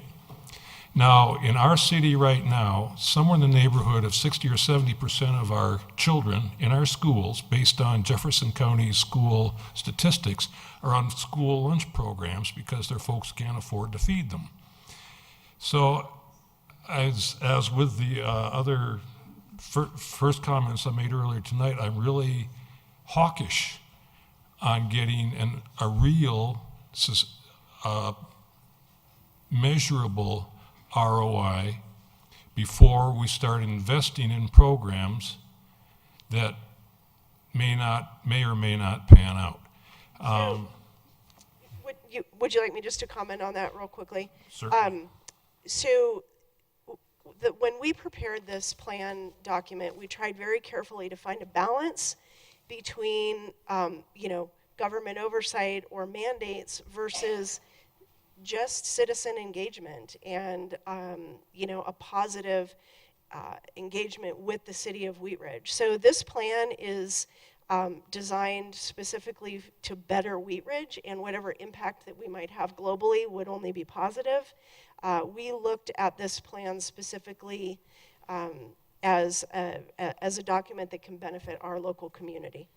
Okay, and I appreciate your work, don't get me wrong. But we already talk about affordability of living in Wheat Ridge and have a hard time of making it less affordable to live in Wheat Ridge. And that's part of what I'm leading up to. Denver County, City and County of Denver passed strict green building regulations about a year ago, and all of a sudden they're having to revisit it because they're finding out it's not necessarily doable. And so I'm really concerned that before anything is implemented, and before we were to just accept your goals and everything, that we do have some concrete benefits to cost, ROI information to prove that it will actually benefit our citizens here in the city. I'm generally against kind of just because I'm an old guy, having managed truck waste pickup, but yet I can see some benefits. I'm not totally against everything. But when we start getting into this bigger realm of saving the planet here in Wheat Ridge, I say let's say Wheat Ridge first. Thank you, Mr. Matthews. Additional comments from council? Or did you want to respond to that? Connor from Excel Energy might have a couple of comments just regarding the return on investment for the PI program. Okay, sure. Thank you very much. Just to the gentleman's point. Let us give us your name and an address. Address as well. Yeah. Connor Merrigan, for the record, 4295 Easley Road. I'm a Golden unincorporated Jeffco. Thank you. So thank you very much for raising the question, and I think that's as a representative, I'm here with Wheat Ridge's electric utility. We administer this program, Partners in Energy. We also have David Huser, who works directly with Excel Energy if you have any technical questions. As part of this process, this Partners in Energy that we've engaged with the city of Wheat Ridge in, the first portion of that is to quantify some of the various benefits of different strategies that we might look to engage with the city and with the community in. So if you refer to the packet in that Appendix A, which is only, I believe, 18 slides long, there are some of those numbers that you might be looking for. So, for example, we have the estimated payback, estimated cost savings, which are, and obviously in order to make the payback, you have to have the implementation cost therein of the measures that are recommended as part of this process. So these would need to be further vetted, but that number that was presented earlier of approximately $200,000 of savings would accrue community-wide, and it's divided up in the different sections and sectors here, but that's an annual savings number, and so that would be, that would help out residents, businesses, etc. So that might help. What concerns me here is that sometimes we take a micro look at that. In general, renewable energy is subsidized by the taxpayer. Now, maybe perhaps some of that money comes back to us from the feds, but in the long run, everything gets paid for by the taxpayer. One more thing that just came out here recently that I just looked at. Renewable energy projects in Germany alone cost taxpayers around 25 billion with a B euros per year. That's the kind of thing that concerns me, is that you may say, well, yeah, we'll get money from the government. Well, guess who the government is? The people are going to pay it through income tax, they're going to pay it through some other kind of tax, an excise tax or what have you. So there is no such thing as a free ride, even if we're getting a subsidy from the government.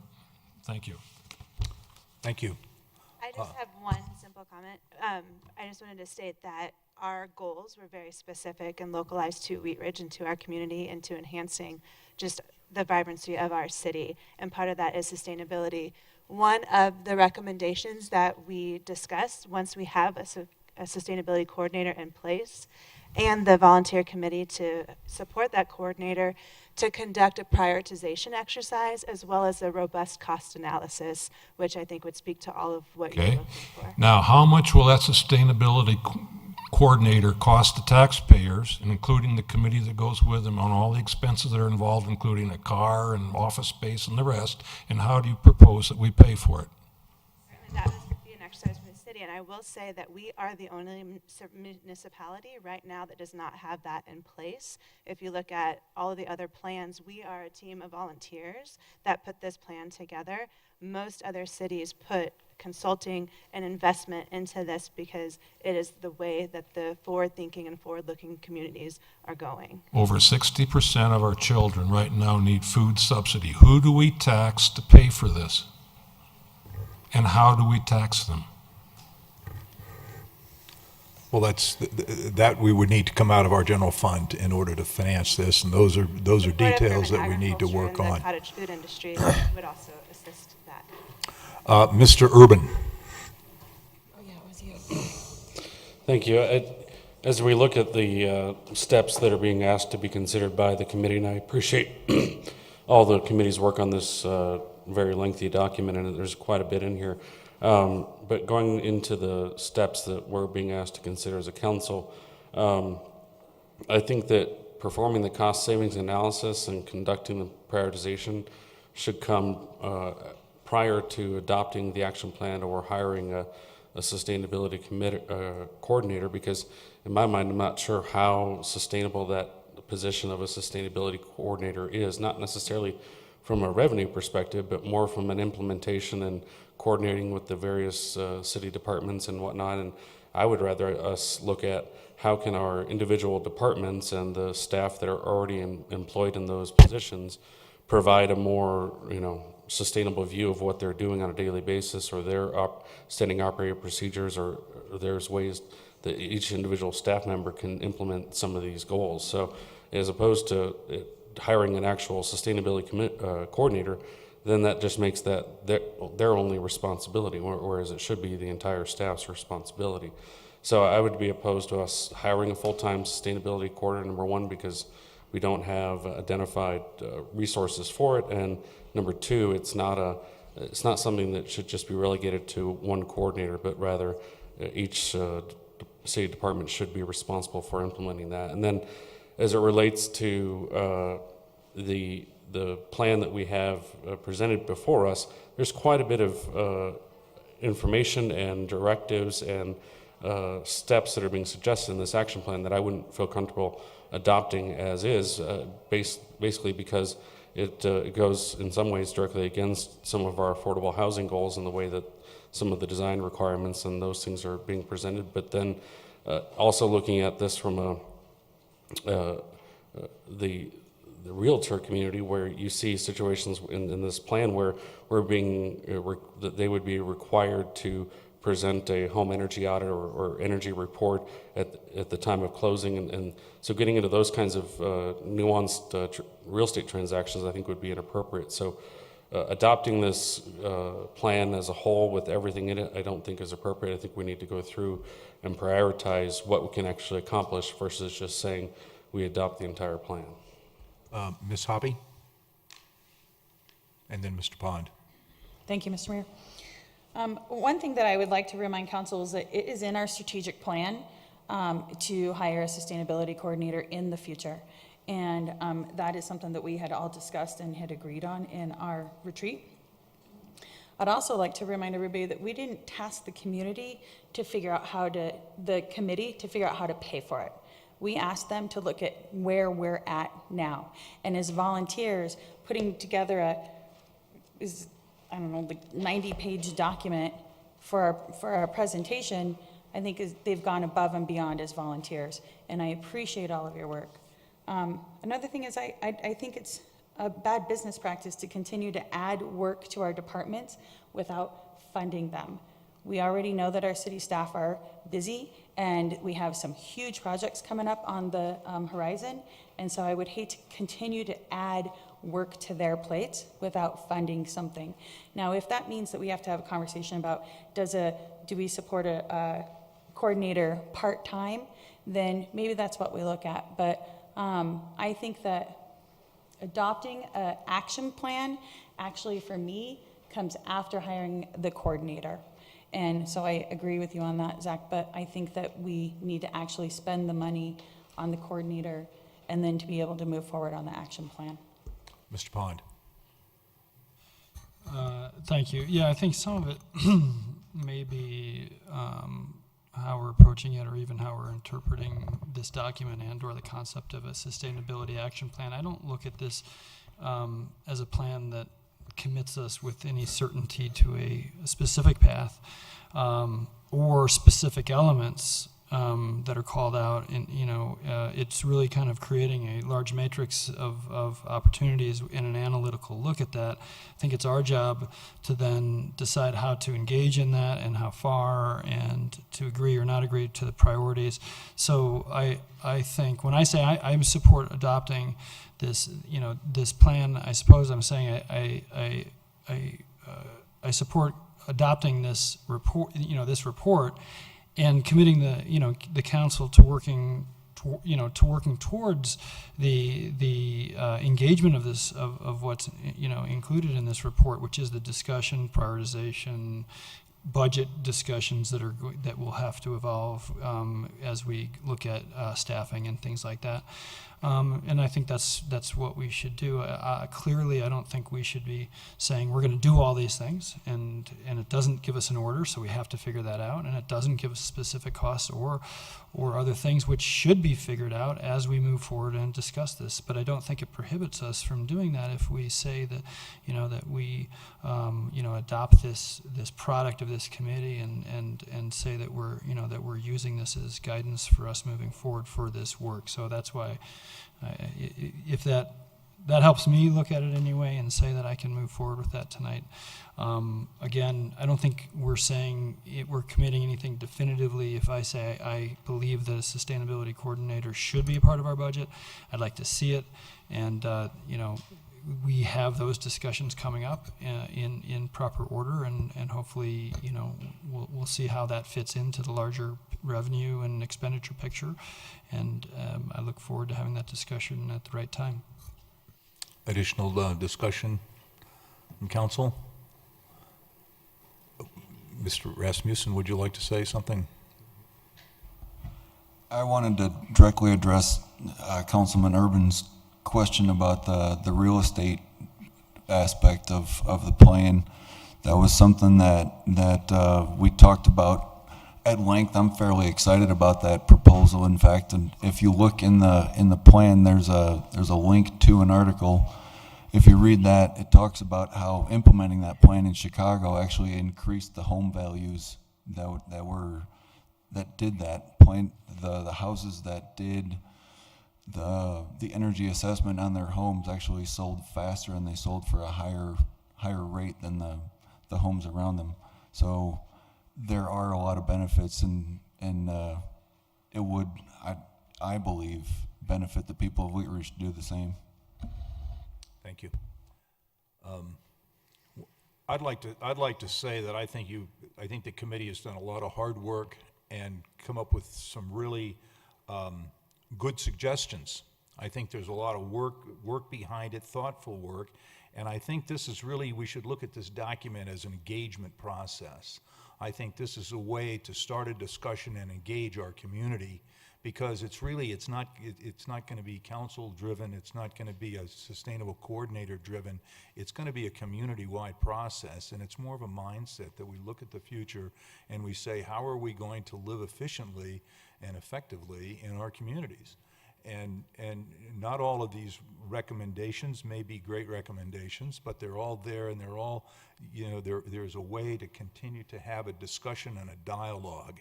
And I think I would like to ask council, to express our thanks for the members of the committee, and rather than endorsing the report, could we get consensus to receive the report from the Sustainability Committee with our thanks? Let's take it, because there's a lot here. It's a big something that needs to go in the python for digestion, and it's going to take a little while, to get through it. And so, would there be consensus on council to receive the report with the thanks of the council, and let us take it under advisement, see how we can schedule it, budget it, shape a further discussion that takes us further along the pathway? There's consensus from council with that. I think we've had a good, robust discussion. I want to once again thank everybody for not only the work over the last year that you've done with it, which is marvelous, but showing up tonight en masse and giving us your thoughts. And I very much appreciate that, so thank you very much.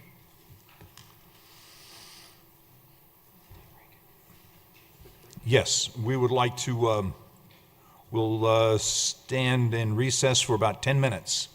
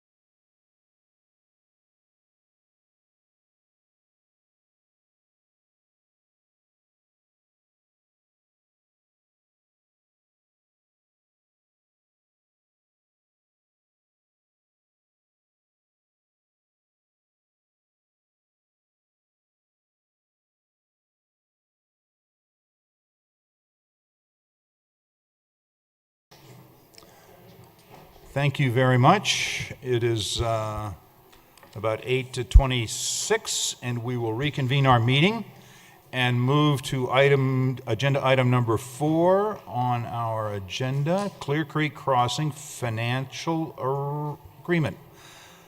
Mr.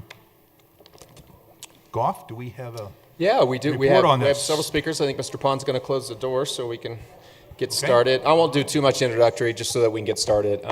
We're gonna have Tyler Carlson with Evergreen Development start with a presentation to give a general overview of what this project is again, and let everybody know, council and the citizens of what the city potentially is getting, what the benefits are of this project, and then we'll get into more details about the financial agreement.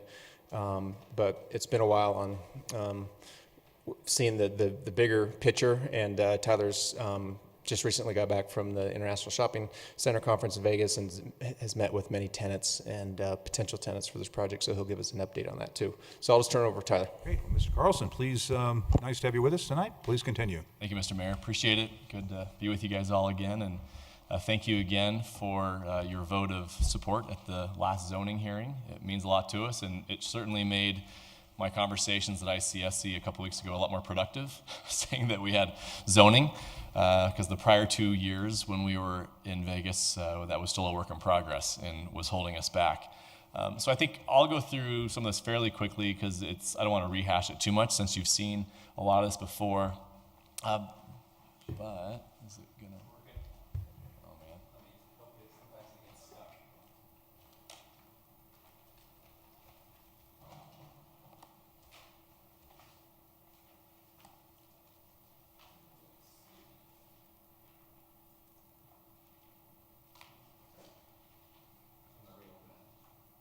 I guess it's on the desktop. Yeah.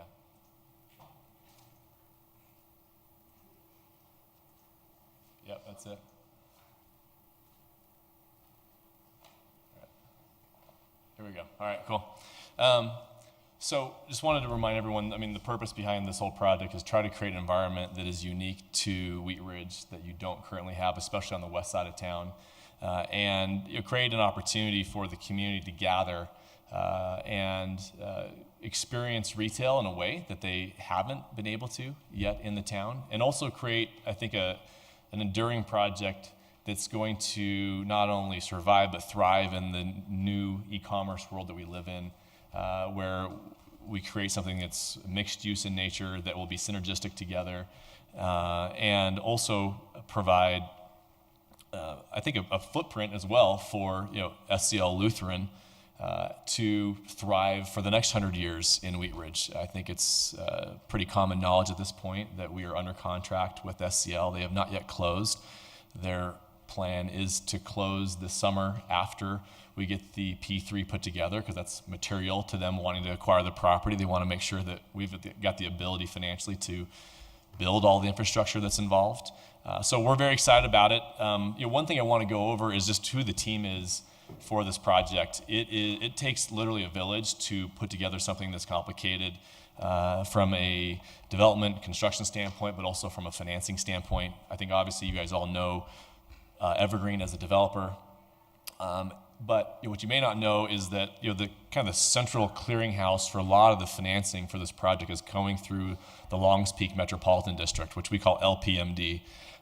LPMD was formed over a decade ago by Coors and Cabela's, and it was a taxing district for them to tax themselves, but also for it to be the conduit for the financing of their project. It has stayed in effect. It'll be around for several decades to come per its service plan, and its purpose is to be the financial vehicle to ultimately issue bonds. The bonds that it issues, and the request before you today is around $17 million or so, $15 to $17 million. Those bonds will be financed by several revenue streams, which EPS will talk to much more eloquently than I am. But one of the revenue streams is its own mill levy. So we are taxing ourselves, and we'll continue to tax ourselves. And those 35 mills will go to support the bonds. The second revenue source is add-on PIFs. So we will have an additional sales sales, lodging, and admissions tax of 1/2 cent in Clear Creek Crossing, which is similar to a lot of other big projects. And that'll be something that will be collected by, actually the city will be our collection agent, and that revenue will go. It will also get revenue from a credit PIF, which is where you, the city council, hopefully will agree to reduce your sales tax for a period of time within the boundaries of our project, and then we will add a private sales tax to backfill that amount. And then the fourth revenue source that we're proposing today is a sharing of the construction use tax. So those are the 4 revenue streams, the ad valorem, additional mill levy, the add-on PIF, the credit PIF, and the use tax. Up until 2 weeks ago, we had a 5th revenue stream, which was the urban renewal property tax, but we ran into a buzzsaw, as one might say, with the assessor and the assessment methodology, a 10th Circuit Court ruling, and a whole number of very technical issues that have made that much more challenging to funnel that 5th revenue stream through the Metro District. And I'll let Andrew and EPS talk to that in detail. So, but those 4 revenue streams will all funnel through LPMD, and it'll be the issuance of the bonds. LPMD is also the entity within which you guys entered into an IGA to help facilitate the construction of the hook ramps. So it's serving kind of dual purposes as a financing entity and also a construction entity. There are several attorneys involved that send me bills quite regularly for all the legal documents that go along with all this. The first is Setter and Vanderwald. A gentleman named Kim Setter and Russell Newton are the attorneys for the district. They work for the district and are responsible primarily for the service plan, which will be coming before you on the 25th of June. The next is Kutak Rock. They will have been retained as the bond counsel. They'll be the attorneys who help draft the bond documents to sell the bonds down the road. Brownstein, Carolyn White, who I think many of you know, has been drafting the public finance agreement, which is kind of the all-encompassing agreement that wraps up all this financing, and also the PIF documentation, those kind of private sales tax ordinances, and then the IGAs between the city and LPMD. And then Jumps Law, a gentleman named Brian Jumps is doing the subdivision improvement agreement with Jerry Dahl that goes with the plat, and they all kind of intermingle because the obligations to construct tie in with the financing. D.A. Davidson, a gentleman named Sam Sharp, is our bond underwriter. He's been involved in pretty much every conversation we've had with city staff and with the EPS. And ultimately, all these legal documents and the financial structure that we'll be talking about tonight really funnels down to Sam, because it's his company's job to sell these bonds. And if we can't sell these bonds at the interest rate he thinks and for the amount he thinks, then we will not get those revenues. And so, it's D.A. Davidson's anxieties and market knowledge that help inform what we're doing. It was their concerns about the urban renewal property tax TIF that forced us to kind of change our strategy here from a financial structure, because of some real-time deals, bonds that they're selling like right now that have got urban renewal challenges on them. So if you don't like anything we're talking about tonight, you can blame Sam. He's not here tonight, fortunately for him, but we'll give you his personal email or phone number. You can call and yell at him if you don't like what you're seeing. But a lot of the math, it really drives from his assumptions on what we can sell bonds for. And that's why the city hired EPS, because EPS is basically the auditor of D.A. Davidson's work to make sure that all the spreadsheets and all the math is sound, and that the assumptions are, I think, have integrity to them. And we spent a bunch of time meeting with EPS talking about those assumptions. What's the right sales tax projection for certain types of tenants? What's the right property tax projections? Because if you're not comparing apples to apples, you're going to have a problem. So we had to be certain that we're on the same foundation, and that's been, I think, a very productive process. Mortensen Construction has been hired to be a construction manager. They may or may not bid on different parts of the work involved, but they will be the CM. And that's important because they're hired by Longs Peak Metropolitan District to help administer the bidding process, administer the construction oversight and management. And so they've already been retained by LPMD to help facilitate the 2E work. So that's all part of that IGA that you guys again approved a month or two ago. And just so you know, in circumstances where they do elect to bid, their bids are submitted and sealed and sent to the city and to Evergreen and the district before the other bids come in, so they can't peak at what everyone else's numbers are and then go $5 lower. That's not how it works. We have a very, I think, sound process for making sure that when they do want to bid on portions of the project, that it's done with transparency and integrity. And that's part of the work that Scott Brink and his team are doing as we send these bids that we review on behalf of the city. Basically, we have a fiduciary to you guys, that he knows everything that's going on. It's an open book. But it's been very advantageous for all of us to have Mortensen involved along the way, because they've helped provide all the cost estimates and value engineering ideas and helping us make sure that the system for hiring contractors, paying for them, bidding it, contracting it, all goes seamlessly. They do a lot of big projects. The biggest project that they're known the most for is Stapleton. They are the CM for the city of Denver and Forest City for that huge master plan. So I think they've got it figured out by now as to how to handle large projects. This is very small compared to that. And then lastly, we've got engineers on both sides. And Martin & Martin has been hired by LPMD and Evergreen to be our civil engineer. AECom is kind of the EPS for the engineering side. They are riding shotgun, verifying everything that Martin & Martin is saying and doing, and making sure that everything has integrity as the watchdog for the city. And that relationship's been great thus far. And then lastly, Felsberg Holt has done all the traffic analysis and traffic studies and CDOT approvals that have gone along with the 2E improvements. So that's a long explanation of who's involved, but I think it's important to set the stage because all these different parties interrelate and ultimately are working towards the goal of helping us get this project moving forward. I think I want to just remind you why we're doing all this. We're going through this whole exercise to create place, and we're very excited about the vision that we have. The ICSE that we had a month ago was the most productive that I've ever seen for a large project like this. I mean, we had people crawling all over us to know what was going on with Clear Creek. When are you starting construction? Is it true that SCL Lutheran's going to be there? Is it true that finally the zoning is done? Everyone's really curious what Denver Water's doing out there because they've seen stuff happening out there.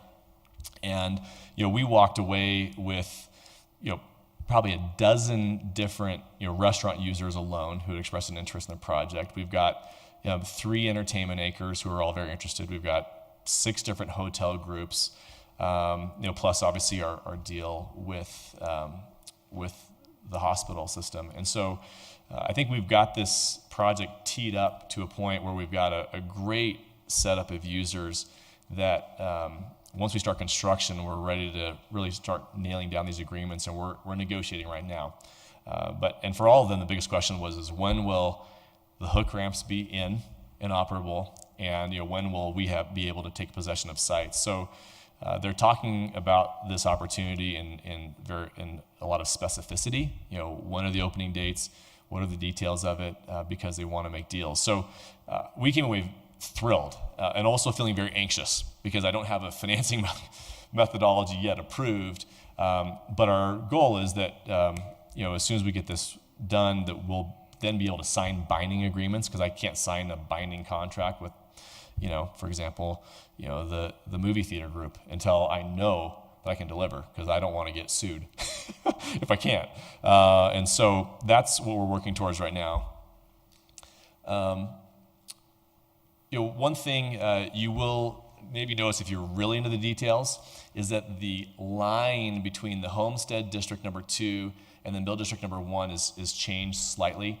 That is because when we got into the details of the different site planning options with SCL, they were not fans of the prior geometry of that line work. If you remember, it was kind of shoehorned, and there was a kind of a panhandle from the Homestead District that kind of protruded along the creek into Planning Area 1, and so we were able to square that off to give SCL basically a more rectangular platform for planning out. As I think most of you know, they don't know exactly what they're going to build there, but they know that they want flexibility. because they're going to go through a very significant analysis of all their existing facilities on 38th, what the future of the west side looks like, and then they're going to come up with a plan for the actual buildings and services they want to offer here. And the prior line work that was basically dictated by the prior employment user didn't work for them. So that's one minor change. The zoning allows for minor deviances. The net difference in terms of acreage is like an acre. So it's within, plus or minus, 5%. So there's no need for any zoning adjustments there. But just so you guys know, if you do compare, these documents with what was approved at zoning, there's a slight line difference. But it'll help SCL Lutheran ultimately be more flexible in how they plan out the site. I think the why behind the significant ask is the fact that this property today has virtually no services. There is no utility grid. The street network is limited to the very narrow frontage road, which is in the wrong place for 2E to be constructed. And so we're basically starting from ground zero. I actually did some quick math, and in terms of our hard cost budget, which the total construction budget's like $45 million, only $7 million is private on-site improvements. So that's 15% of the construction budget is on-site, and that's crazy. In the vast majority of my deals, it's the inverse. It's 85% of my costs are on-site, 15% are off-site because there's an existing street grid, there's an existing utility grid. There's infrastructure you can leverage, and here we're creating the infrastructure wholesale. And so when you're faced with $17 million worth of highway improvement costs, another $21 million worth of district offsites for Clear Creek Drive and the utility grid and 40th Avenue, we're in a very unusual, extraordinary circumstance, and that's why we have a very unusual, extraordinary public financing request because of the nature of this project. Interestingly, once you net out of that $45 million, the $10 million you guys have already pledged with the 2E bonds, plus the total of $20 million of public assistance, you're down to a net $15 million. So then you're about 50-50 between on-site and off-site, and that's at least getting closer to a normal situation. And that's what we're really trying to do here with this public finance package, is level the playing field so that this project can be competitive and it's not so disproportionately burdened by this significant off-site expense. I won't go through this again, but this is a constraints map from back in the day. It shows the impacts of topography and the creek being there. We've got a significant expense associated with picking up all the off-site drainage from Applewood, which is flowing through the site and dumping straight into the creek. We talk about the sustainability group who was just here. This is an environmental nightmare because all those oil, pesticides, everything else does not get treated. It goes straight off of Applewood into the creek, which is a big problem for people who are environmentally minded. And then we're dealing with topography. This is the existing topo today. And so the pluses, I think as you may remember from our last conversation, is plus from the river. So the creek is zero. So there you go. So, the employment parcel is plus 15. The entertainment area is, plus 28. And then you've got, Applewood up here at plus 92. And we're going to be grading those to, the employment parcel stays about the same, but, this comes up a lot. These areas go from, let's see here, the most dramatic one is plus 19 and plus 30 to plus 30, plus 55. And for every foot, you're talking huge amounts of earthwork. We've already brought on a bunch of dirt already, as you know, but there's still a lot more to come. So dealing with that topography is a very significant expense that factors into the construction of, for example, Clear Creek Drive, because you're going from a plus 90 down to a plus 30, plus 20. So you've got 60 feet of fall that you're taking up in that one section of roadway, which requires retaining walls on different sides of it. So again, adding to the cost burden. And then we're installing, a traffic infrastructure. So there's a lot of, there's 4 signals that are being installed, one here at the hook ramps, another here between planning areas 6 and 3, another at the 40th Clear Creek intersection, and then another there at the entrance to the medical campus in PA3. So again, starting from scratch with all these things. I don't think we need to go through that. You guys know how the hook ramps are going to go, so I won't belabor that. We can come back if we need to. And I don't know why this is half a page. But I also want to remind you, again, thematically, the goal of this project is to be different from an architectural standpoint, to both protect the heritage of Wheat Ridge and the agricultural mining heritage, but also to project it architecturally so that this becomes an iconic place that as you drive by the highway, you can look and see, oh yeah, that's Clear Creek, because it's got the really cool windmill and the tractor slide and the barn architecture, and becomes your identity. And it's not dissimilar for those of you who go into the southwest part of town. If you drive along Santa Fe, Aspen Grove, which is at Mineral and Santa Fe at the end of the light rail station, is different. The rest of Santa Fe is pretty rough. And you drive by, and there's Breckenridge Brewery actually too. But you got Breckenridge Brewery and Aspen Grove, and you're like, whoa, like I'm in Littleton now. Like those two projects architecturally define that city through its major arterial corridor.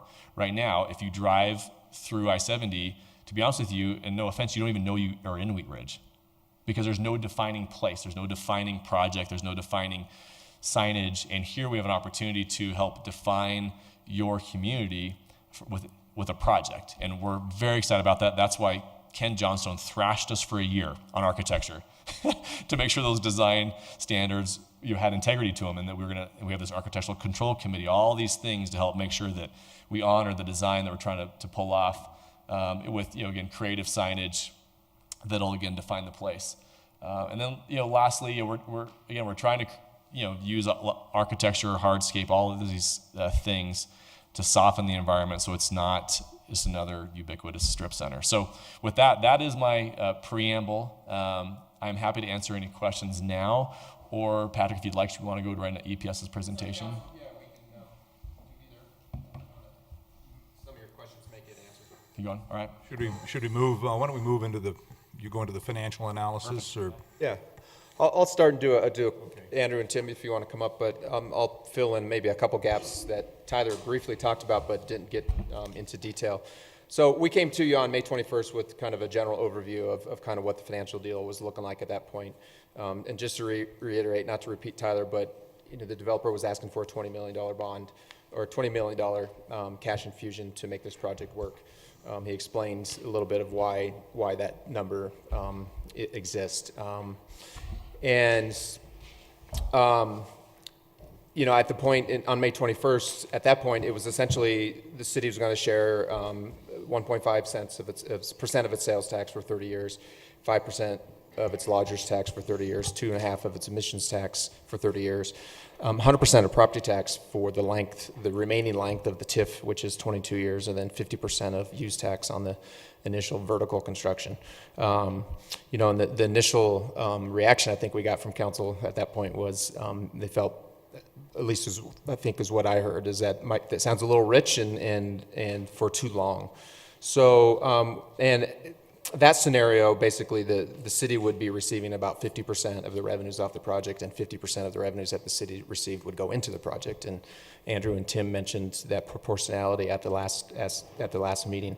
So we listened to what you heard, and we met again with EPS and Sam Sharp and the bond council, and that's when the issue of this urban renewal issue came up. And I'm going to go into that just a little bit more so you understand what that is involved in that issue.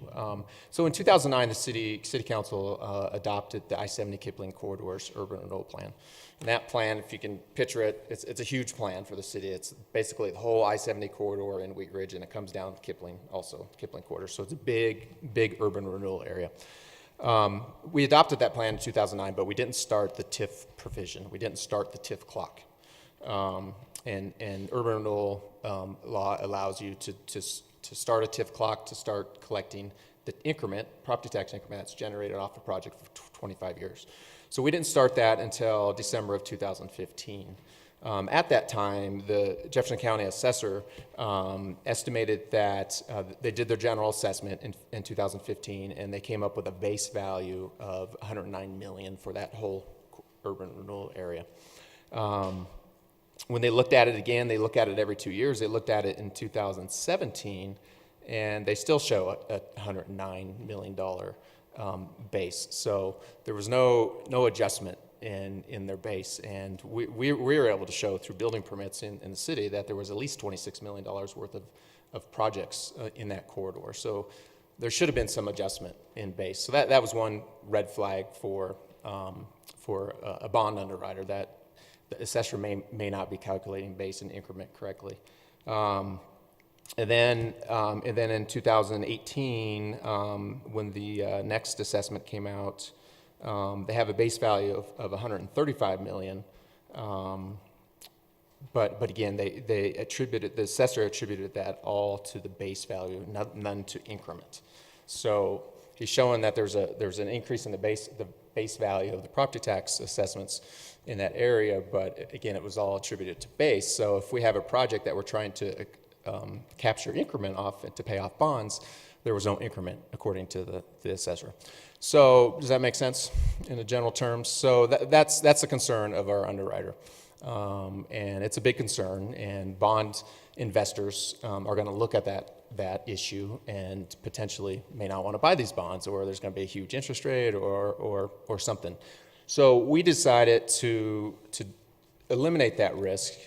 Let's not even, for the bond portion, let's not even look at using the property tax increment to pay off bonds. Let's just capture all of those other revenue sources that I mentioned, the sales tax, lodgers tax, emissions tax, and use tax, and create a bond analysis off of those revenue sources, which we've done. And we believe there's enough revenue coming off this project from those sources to generate close to a $17 million bond, correct?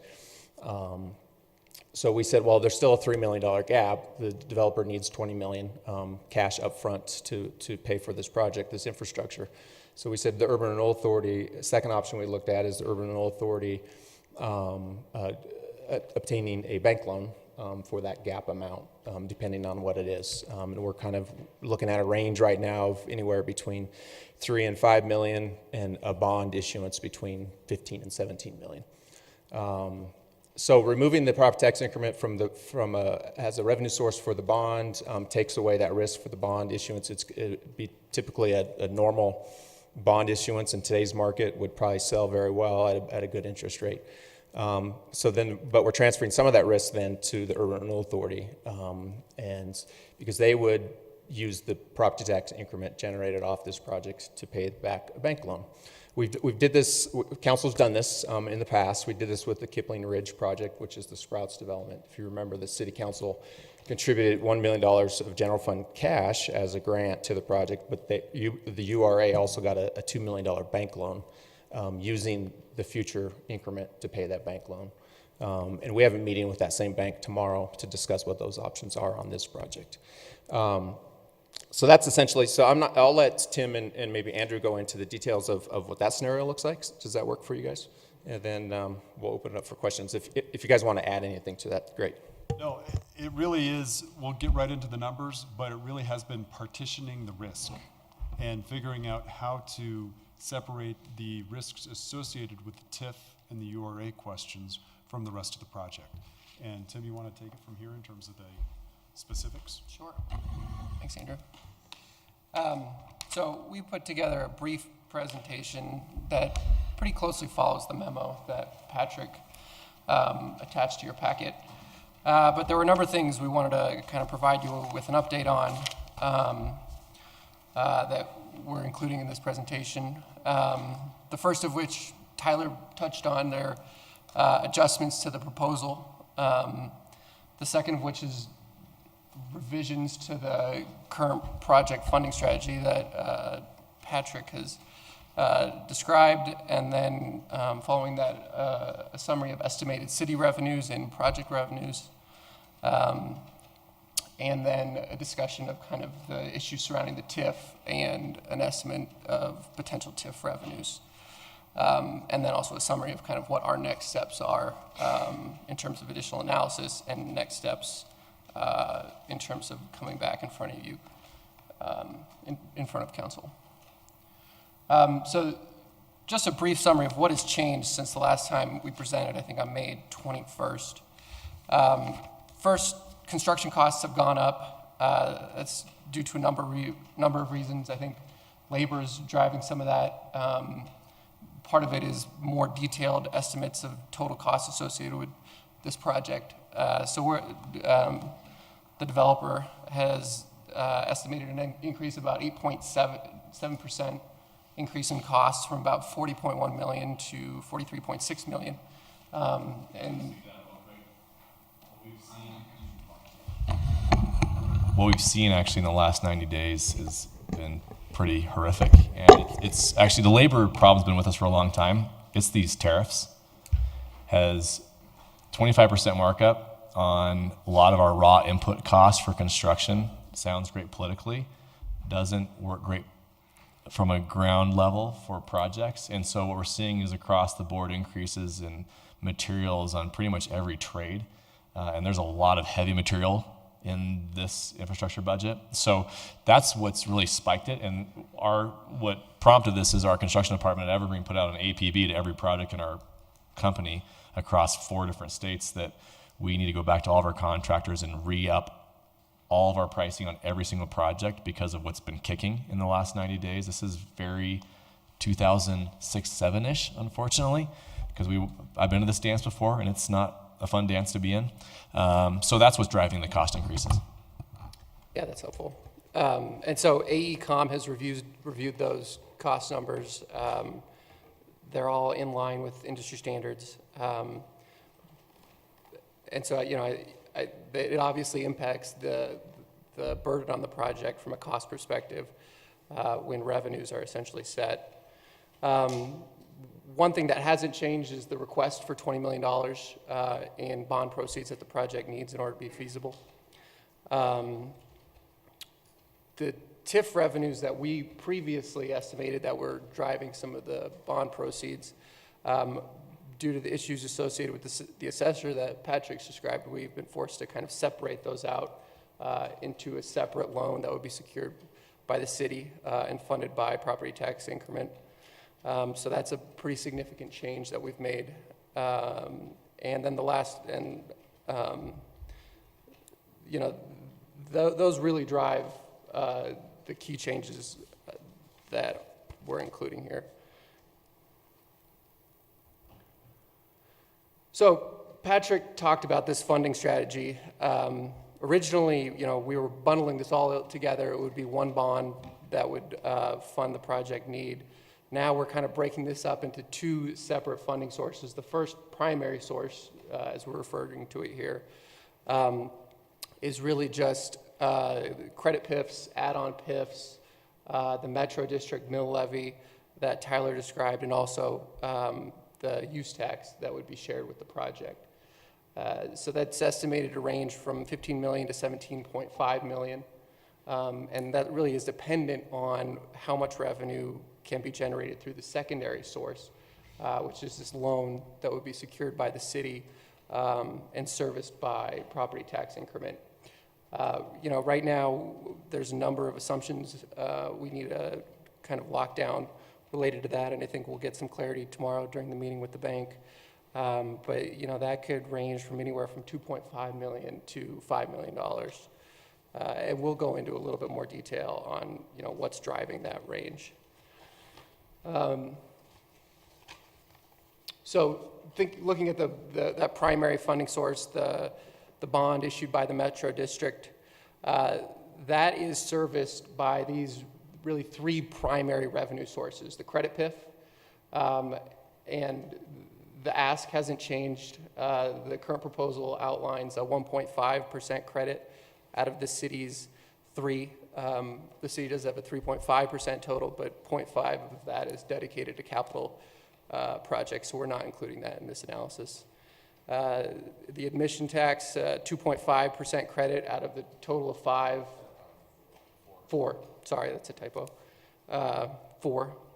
And the accommodation tax, which is 5% out of a total of 10%. So in addition to that, we've got the add-on PIFs. All of those are at 0.5%. And then the Metro District mill levy, which is now at 35 mills, and those actually increased from 30 mills from the last proposal and presentation. So that's helping generate a little bit more revenue for the Metro District bond. So this slide's presenting just a summary of the city's annual average revenues that would be generated by the various sources. So at build out, well, this is actually just an average over the entire period of the project. So the city's remaining portion of the general merchandise tax is estimated at roughly $550,000. Admission tax, close to $90,000.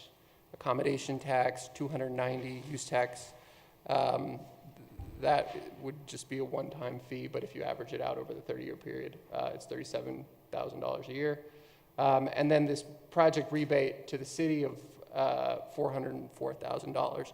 So a little bit more detail on that. The way these bonds are set up, you have an estimated amount of revenues that are used to service the bond, and then they oversize those essentially, or put a coverage to account for risks associated with leasing or any other kind of market risks.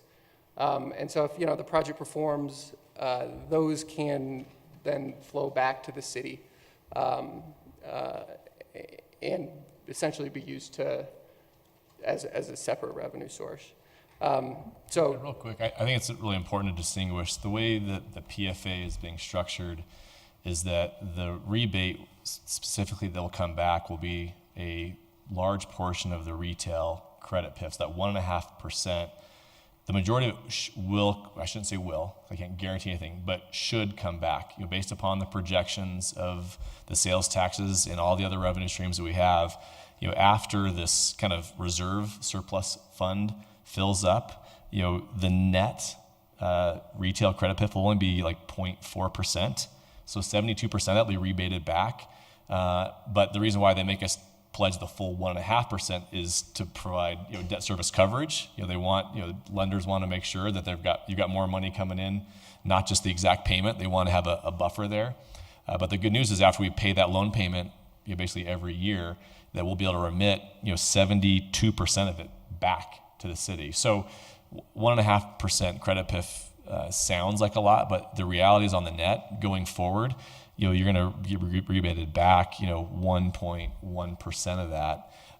And the risk of you not getting that has actually gone down. Before, when we had the urban renewal property tax concern, where there was more risk in those revenues coming in, the retail credit PIF had to act as a shock absorber, essentially, for that risk. But now that that's being sidelined, the integrity of the remaining revenue streams is actually much more solid.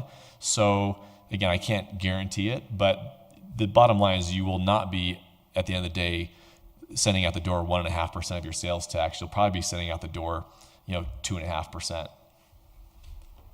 Oh, sorry, 0.5%. Yeah. And 2.5% stays with you. Actually, let's look at the next slide. Oh, perfect. So that Sorry for stealing your thunder. That's a good description. It really just depends how you want to look at it. I mean, one way to look at it is the effective rate of the credit PIF is coming down, or it's just essentially another revenue source that's being kind of paid back to the city. And it's driven by these other sources, the general merchandise admission tax and accommodation tax. The average annual revenue that the city would receive is about $1.4 million. And over 30 years, that equates to about $41.3 million. Can I jump in there too real quick? And that's the 41 is based on the revenue sources that EPS is looking at that are part of the deal. There's other revenue sources that we're not considering as part of the deal that we believe the city will be capturing too. They mentioned the 0.5 on our 3.5. That's not going towards a project, that's coming to the city. And over 30 years, I'm estimating the 0.5 off this project is going to generate, that expires when we raise $38.5 million or 12 years, whatever comes first.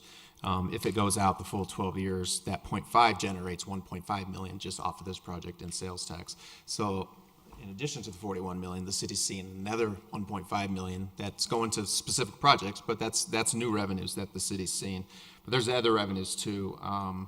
Other revenue sources, the use tax that we've talked about. Right now, the public finance agreement is asking for a 50% share of the initial use tax on vertical construction. But that doesn't include the SCL site.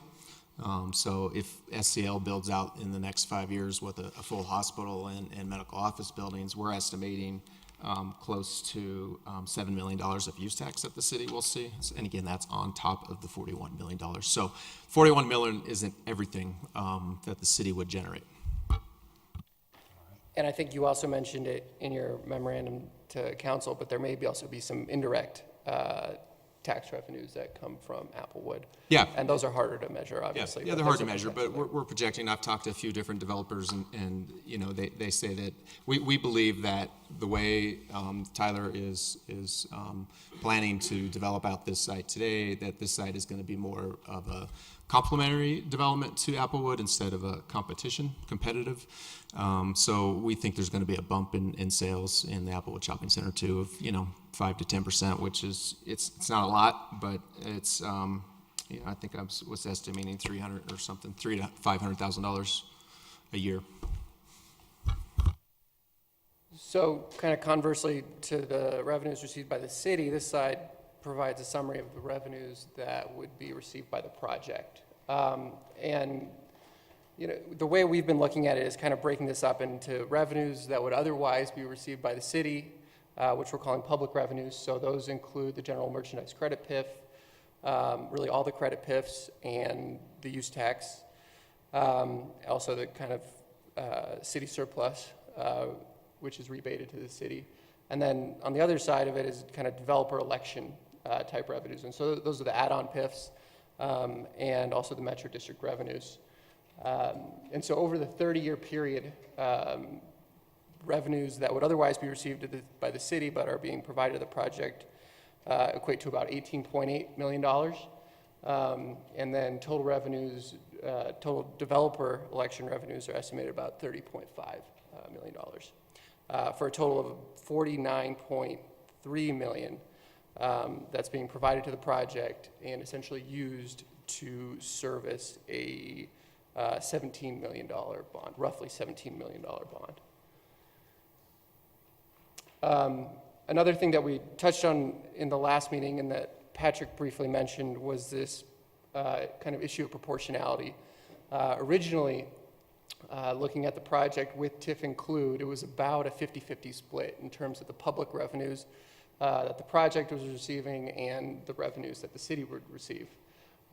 Based on these revised numbers and the revised proposal, that has shifted quite a bit in the city's favor. So now about 31% of total public revenues are being provided to the project, and 69% of public revenues then are received by the city.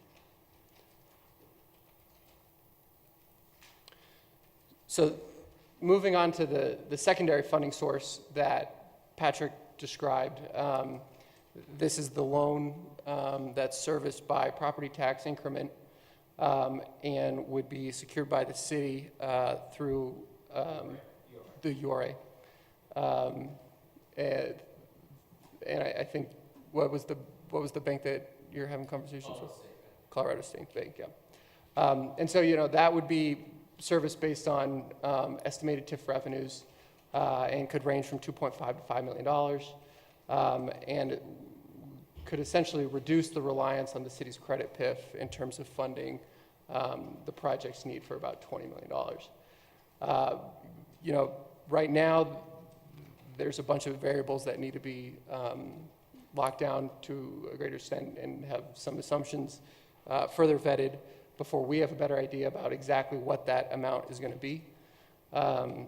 We provided a rough estimate in your packet of what a $2.6 million loan would equate to in terms of annual payments and proportion of TIF that would be necessary to service that loan.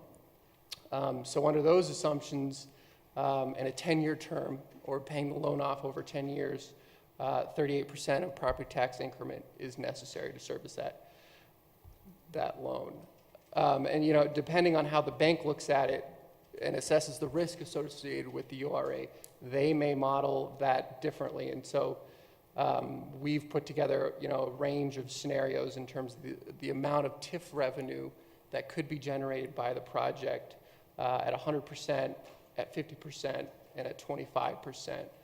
And I think they'll obviously do some additional work on their end to assess what the likelihood of each of those scenarios is and how comfortable they are lending against a revenue stream that right now has a high degree of uncertainty surrounding it. But even under a relatively conservative scenario of 38% of revenues becoming available, that generates a $2.6 million loan roughly, and gets us pretty close to closing that gap between the $17 million that are available in the primary funding source or the Metro District bond, and the required kind of $20 million in project need.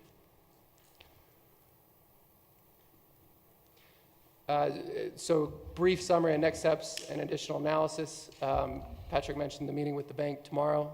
That's going to be extremely helpful in determining that loan amount and the timing associated with that. For EPS, we're still completing our but-for analysis. We should have that done in the next week or so.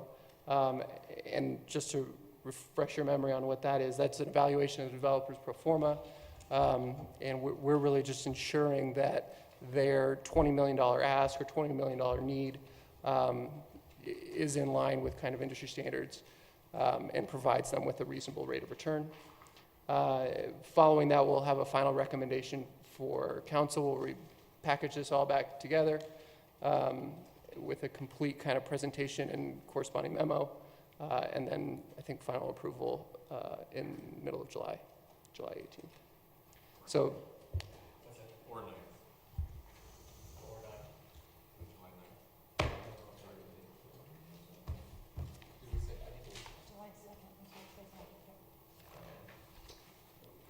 talking July 9th. Yeah, July 9th. July 9th is when we Don't give away my time. Yeah. Yeah, we don't have an 18th meeting. July 9th was what we have. Oh, that must have been. We have it scheduled for. That must have been something else. Yep. So, Andrew, did you have anything to add to that, or you want to take some questions? Okay, thank you. All right, so we will open it for questions from council. Mr. Urban. Thank you, Mr. Mayor. I appreciate all the work that was put into providing us with this information. And I guess as we look at this, what's the underwriting difference between the lender and the bond investor? If we're looking at getting a loan for this $2.5 or $5 million, and we're using the revenues from the project to service that debt, how is that any different from servicing it under a bond versus going out and getting this loan? And then why isn't the Longs Peak Metro District asking for this loan as opposed to the URA or the city? What would keep them from going out and getting that loan themselves? The initial estimates for what the bond market would value, how the bond market would view the risk, was very conservative. The numbers were that the bond market assumed, or the underwriter assumed, that 66% of the revenues would be generated through the URA, and then half of that could be relied upon to service the debt. Now, for that, taking that risk, because it is unknown, we don't know what the Jefferson County assessor is going to do. However, the potential value of those revenue streams in the TIF being discounted by that much based on the perceived risk, to the point where a fraction of it was whittled down to about $5 million of proceeds from the entire TIF, and that was just a very, very inefficient mechanism to monetize those TIF revenues, such that some investor who wanted to take the risk would be walking away with a lot of revenue that should otherwise go to Wheat Ridge, URA, the community of Wheat Ridge, so to speak. And so that's why we looked for other alternatives.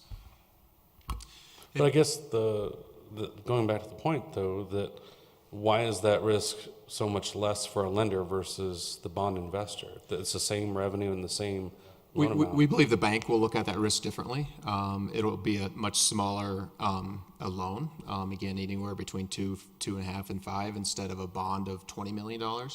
And bond investors, I think, look at risk different than a bank might look at risk, and we're going to have that discussion with the bank tomorrow. And I laid out this to the bank, and the reason we're going back to the same bank is because they're very familiar with TIF and property tax revenues and how to secure loans against them, and we used them for the Kipling Ridge. And one other thing that they could do, which we may ask council for, is, which they did with the Kipling Ridge project, they asked for a general obligation pledge of the city also against the loan. So I think that would reduce some of the risks. So if the property tax increment doesn't come in, as Tim mentioned, we only need about 33% of that increment to actually come in. We're hoping 100% is going to come in. The assessor does the right thing, and we're working with the assessor to get an MOU in place so that he says this is how we're going to calculate your future increment. But we only need 33% of it to come in to service a $2.5 million loan. If it doesn't come in, if the city agrees, city council agrees, if there's a general obligation of the city's general fund against that loan, the city would backstop any shortage in property tax increment that comes in. So I think with that, and just because it's a smaller loan, I think the bank's going to look at this differently than a bond investor. And just my last follow-up question on that is, how does that loan mechanism play to the bond investors? How do they view that additional loan in the deal being funded by revenues from the project? How do they view that as a part of that overall bond issuance? Yeah, I can speak to that. The moment that we talked about taking the URA revenue stream and all of its risks off the bond table, it was a huge sigh of relief from everyone at D.A. Davidson, because bond buyers, these are people who are all over the world. They're looking for commodity revenue streams, and this was already a pretty, to quote, use a residential term, a non-conforming loan. It was already at construction with pro forma sales tax, pro forma property tax revenues, pro forma lodging tax, because none of it is certain. And it was already a pretty risky bond issuance, and adding this URA risk was kind of like the straw that was starting to break the camel's back. And so when they sidelined it, it was a huge relief, because now they're left with a more definitive revenue stream.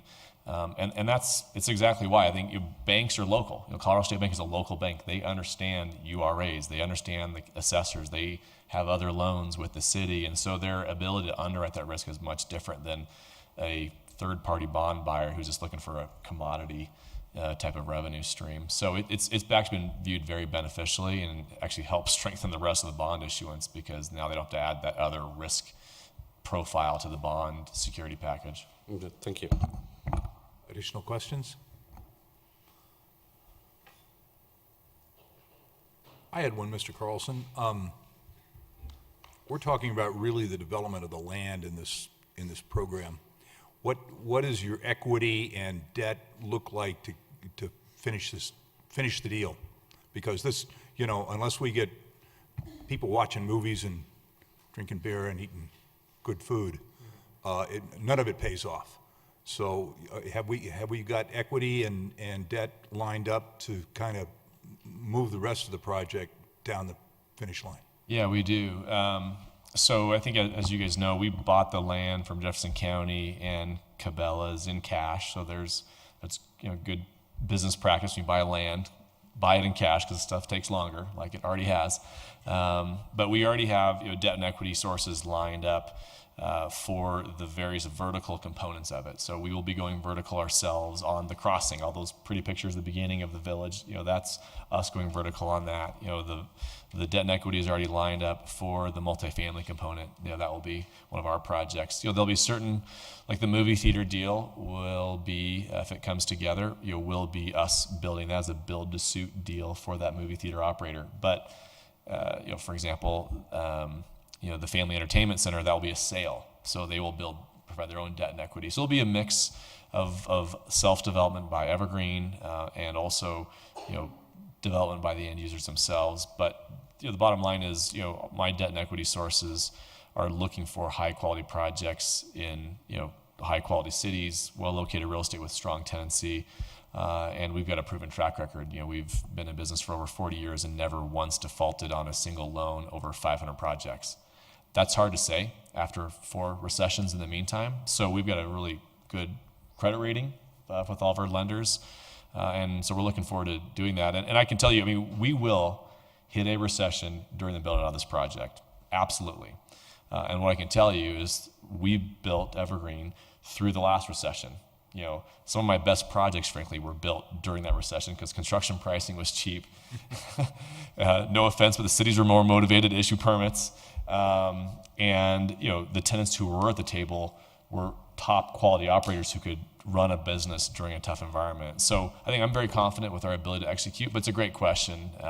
And again, if I had permits right now for all the buildings out there, I could fund it because that's not the challenge right now. And the perception of your project at the ICSC was positive. People, you know, nationally or internationally are looking forward to projects in the Denver area, and this is a Yeah, I mean, Denver remains a very popular market. You know, we are fortunate that, you know, very early on we positioned this deal as an entertainment food district type of project versus a commodity deal, a commodity box lineup, which is what was previously proposed years ago.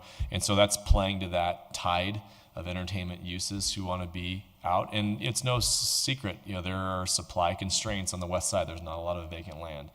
If you want to go out to Aurora or Parker, there's lots of land, but out here in Wheat Ridge, there's not as much. So that's helping us. I can tell you what's not helping us is the commercial property tax crisis in Colorado, because the CAM, triple net expenses, the tax that all the end users are paying at Denver West is a holy nightmare. You know, some of the CAM expenses those guys are paying are as greater than what rent is over in Applewood. You know, like $20, $25 a square foot. Triple net charges. You know, I don't know if any of you are in the tenant business where you pay rent, but you know, if you're paying $20-something a foot in triple nets, that's insane. You know, back in the day, you used to pay $4 to $6 a foot in Denver. So that's definitely got everyone's attention. And so, you know, we had a lot of conversations about, you know, can we increase the mill levy in the metro district to try to help bring more revenue to the table? And yeah, we can't. I wish we could, but at 35 mills of debt service, another 15 of operations and maintenance, total of 50, we're already capped out because you know, we're already getting a lot of pushback from end users about that fact. Thank you. Additional questions, comments? Mr. Urban? I guess going back to one of the previous questions that I had about whether the Longs Peak Metro District or the Urban Renewal Authority or the city, why is it that the Urban Renewal Authority is the best player to get that $2.5 or $5 million loan? Why isn't the Longs Peak Metro District seeking that loan? It's a good question. Well, Urban Renewal Authority versus the city. Urban Renewal Authority because you don't have to worry about Tabor and issues associated with taking on, you know, debts, you know, directly by the city. Urban Renewal Authority versus LPMD, I think for some of the reasons Patrick outlined, banks always see more certainty from a government because your ability to bring in revenue sources is stronger than obviously an individual or a private company, but also even stronger than a special assessment district, which has a much more limited base. You know, the Urban Renewal Authority, because it is so large of a URA area, has a huge basket of properties that should, you know, if the assessor starts calculating the increment right, bring more revenue streams in. So what we were trying to solve for, I think as Andrew alluded to, is to get this loan to be the most efficient possible, because the more efficient it is, the lower the interest rate, the better the terms. That means that there's more revenue that will flow to the URA that you guys or the Renewal Wheat Ridge can use for the rest of that area, and it will generate some very significant property tax. Tiff, I'm not sure if you guys have that calculated, but you know, our project's going to throw, was it $30-something million off? $3 million. Yeah, I mean, our project will provide $30 million in revenue that will now go to the URA to use for the whole rest of the planning area. So that's a great piggy bank for them to accomplish blight removal goals. So that's what we decided is we can get the best interest rate by having it flow through the URA. You know, the interest rate will be higher, it'll be less efficient if it's with LPMD. Is it possible? Yes. It could be an LPMD loan if the URA would pledge the revenue and we go around and do the daisy chain, but it'll be at a more significant cost and be less efficient. Thank you. Additional questions or comments or? This hasn't been, just a heads up, this hasn't been discussed with the Urban Renewal Authority Board either, so this one has to go in front of them, and I think Steve is arranging a meeting to discuss this with them. But, you know, I hope they see the benefits in it. Before, they were committing 100% of the property tax increment basically for 22 years. In this situation, they would commit to a $3 to $5 million loan and potentially see 10 years worth of increment, property tax increment, like Tyler mentioned, that they can use for other projects. So it does benefit them. One other thing, I mean, that URA can get tax exempt financing too, but I suppose the district could too. Not sure in the same way. A little bit more expensive than URA one. We had tax exempt financing on the Kipling Ridge project. I think we got a 3% interest on that loan. That was several years ago, so interest rates have popped up a little bit. I'm not sure what we'll get today. Yeah, I mean, I can tell you anecdotally, a good example of this setup is what happened up in North Glen with Urban Renewal Authority there. It put a fairly large urban renewal area over the old North Glen Mall at 104th and I-25, near and dear to my heart. I chased North Glen high school girls around Chick-fil-A up there. But that large area had a big project that generated excess TIF revenues. NURA had a war chest of millions of dollars, and it allowed it to then go and actually acquire the old Albertsons shopping center at 104th and Huron from a landlord, out-of-state landlord, that let the thing run down to heck, and then they went through an RFP that we won, and now we redeveloped it. But were it not for the spillover effect from excess revenues from a big project, they couldn't have done that, because on its own, it wouldn't stand by itself. So I think there is, holistically stepping back from how do we advance renewal Wheat Ridge's goals? If we can solve for a smaller loan with lots of spillover revenue down the road, it's going to pay dividends, because it's going to give them some bullets in their clip to attack other properties that they wouldn't otherwise be able to if we had the whole 100% pledged in a very inefficient bond structure. Additional questions? Mr. Matthews. Thank you. I've read in the past, and this probably this statistic lends itself more to typical shopping centers, that the average life of a shopping center was 25 years. Do you have life projections on this property and this development? In terms of the kind of turnover? Well, yeah, 25 years, and then they've got to go out and ask for another TIF or something to rebuild or remodel or do something to the property that, it's getting, quotes, run down or what have you, and needs some kind of major work. Do you have any kind of feel for this particular type of development? Yeah, I think realize the hospital throws a little different ink into the this. hospital has its own timeframes and usability, and that's part of the attraction of this site is their deferred maintenance bill of a couple $100 million over there off of 38th Avenue. But you're absolutely right. 25, 30 years tends to be the functional life, and then you need new parking lot, new roof, new facade work. The marginal cash requirement for those is much less than we're talking about here, because you've already got an infrastructure grid. You're not talking about roads, bridges, pipes. You're talking about generally infrastructure and parking lots. And fortunately, the life of this loan is, of this bond issuance is 30 years. So by the time when you paid off that, then there's more revenue streams that are available to turn over the stock. But it depends. Some boxes, if they're in desirable locations, turn themselves over with the market forces. They don't need any type of incentive, and there's plenty of examples of boxes, recycling, or buildings recycling just because it's great real estate. I would speculate that the restaurant retail district along the interstate will be self-perpetuating. It is going to be such good visible traffic. There's great incomes. There's always going to be here on the west side. I think that will take care of itself. The entertainment uses in the old Walmart parcel, who knows what the soup du jour entertainment's going to be. If we end up like Ready Player One, we're all going to live in our living rooms with VR headsets, and we'll never leave. I don't know if that's what's going to happen, but I think that's where there are some questions, and that is why, Councilman, we very intentionally, for some of those planning areas, left a very broad use potential from a zoning perspective, because what those boxes could be redeveloped as, I don't know. If movie theaters go out because everyone just where's VR? What could that be repurposed as, in 30 years? I think, it's unknowable at this point. But zoning versatility is important, and the fact that, we're not overstepping the life cycle of those buildings with the bonds is important. Because if we were trying to do 50-year bonds, I'd say, yeah, we got a problem because we're overfinancing the life of our structures. But when you're talking about 25, 30-year financing, it should naturally attenuate so that there's revenues if necessary. Additional questions, comments? No? Well, we are, this is really an update, right?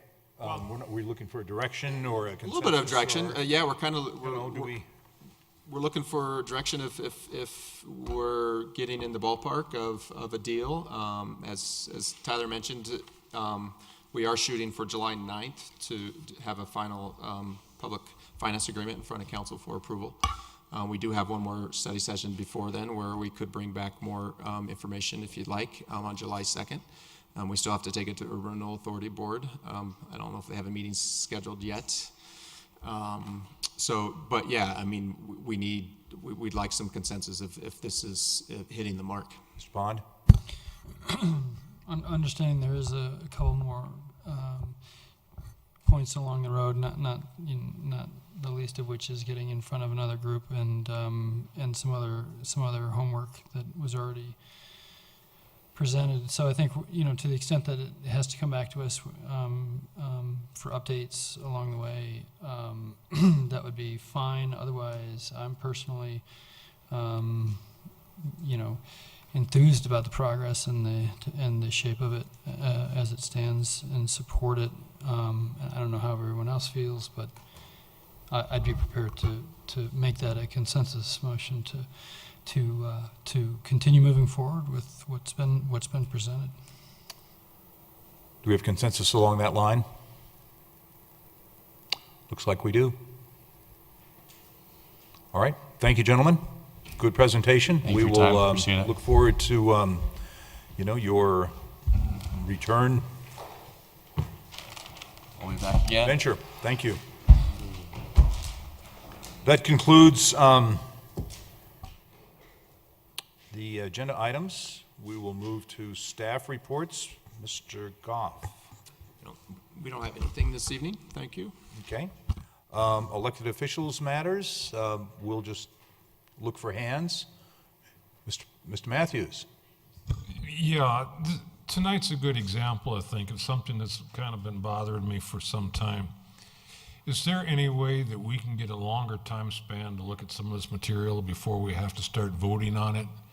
I mean, we laugh and we complain about our federal government putting out 2,000-page bills 24 hours before a vote, and then everyone says, well, our elected officials didn't read it.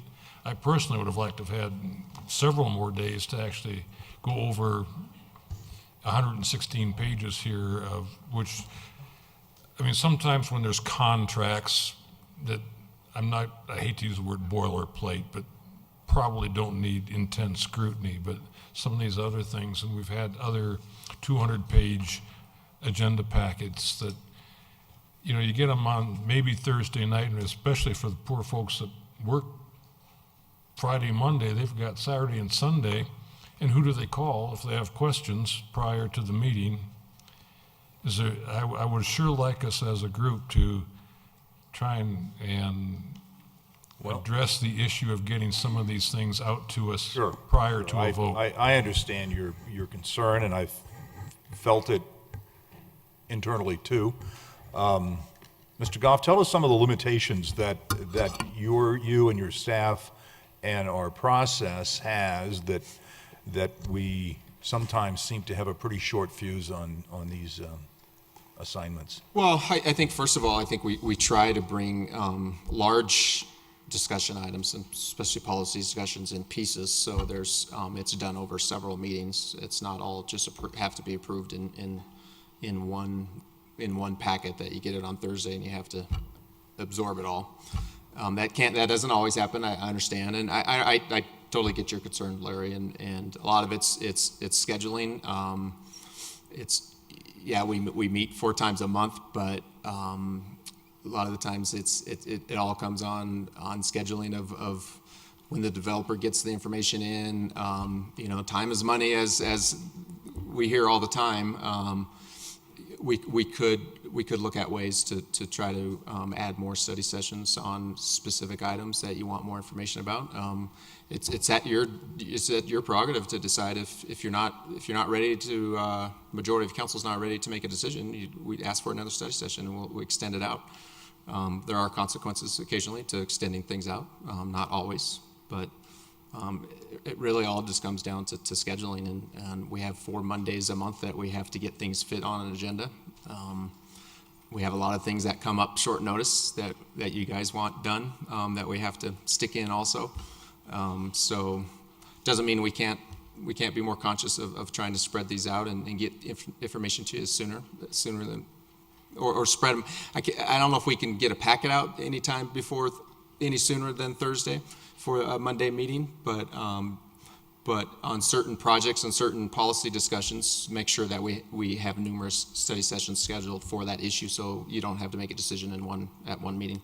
Well, as a for instance, I mean, I understand with an ongoing project like this, time is money as far as the crossing, but the sustainability report, I see no urgency that it had to come out tonight. If the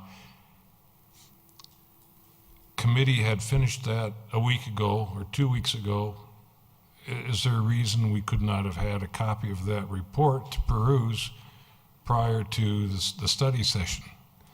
Or why would it if they just finished it, I just don't see the importance, and I see no urgency in some of these items that we have to have them rushed into study session without sufficient time to really prep for them.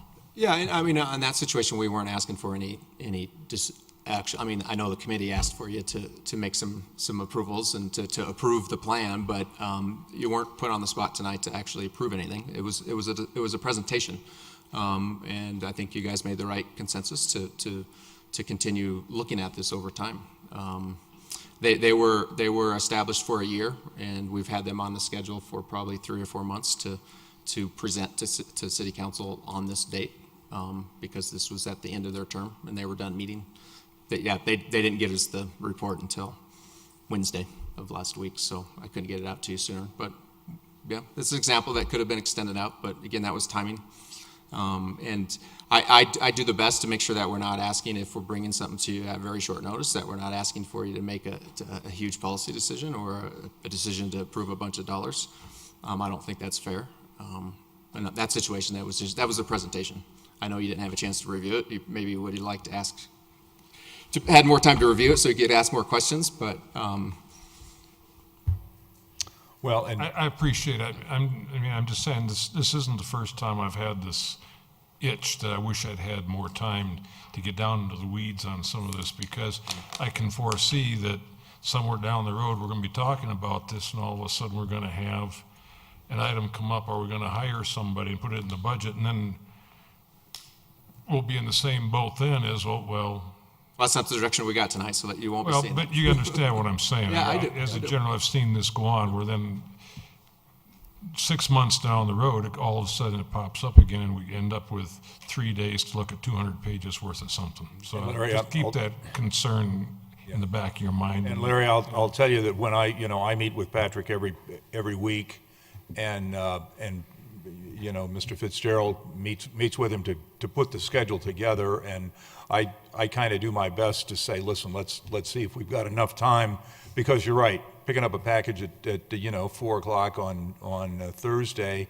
to be ready for a meeting at 6:30 or 7 on Monday is a lot goes into it. So I hear you. Additional things from council? I have nothing. Let's adjourn our meeting. Thank you all. Mr. Mayor? I'm sorry. Yes, ma'am. Well, I wanted to just tell council about a new Senate Bill 243 that was passed and signed by the governor, and it made a lot of changes to the state's liquor code. especially in the area of beer, like with the convenience stores. And some of this may impact our city, and we may have to make some revisions to our code. For one thing, one of the things that it increased the days and hours for tastings up to 7 days a week now, and the cutoff used to be 7, now it's 9 p.m. So we may need to revise our tasting ordinance if we want to. They established a new 500-foot restriction for schools for these, the fermented malt beverage. It's for like the convenience stores. Now, we currently have waived that, but since this is specific to the fermented malt beverage part, I'll probably have to talk to Mr. Dahl to see if we need to massage our ordinances a little bit. And then, also, and just so you know, this is all geared, it's in favor of retail liquor outlets as opposed to convenience stores. This coming January 1st, if you don't have already a license or a certificate of occupancy from a city for this fermented malt beverage, you'll be required to go by this 1,500-foot space restriction, and it's pretty bad. It's like it doesn't affect us the way it's going to affect little towns. In a little town, if you already have one liquor store, you won't be able to have a convenience store that sells beer. It's pretty harsh. Janelle, we've had this on the, I think it's on the future agenda for a study session to talk about maybe some of these changes. If you guys think you're ready now, we can get that scheduled. Maybe Tim and I will get it scheduled. Yeah, I was gonna ask. We've been waiting for when these new regs were coming out. And okay. It sounds like it's ready. No. Are they ready to talk about it? Sounds like it. Sounds like they're yeah, ready. Yep, yeah. okay. We'll get something scheduled. All right. My apologies, Janelle. That's fine. Anything further for the good of the order? We're adjourned. Thank you.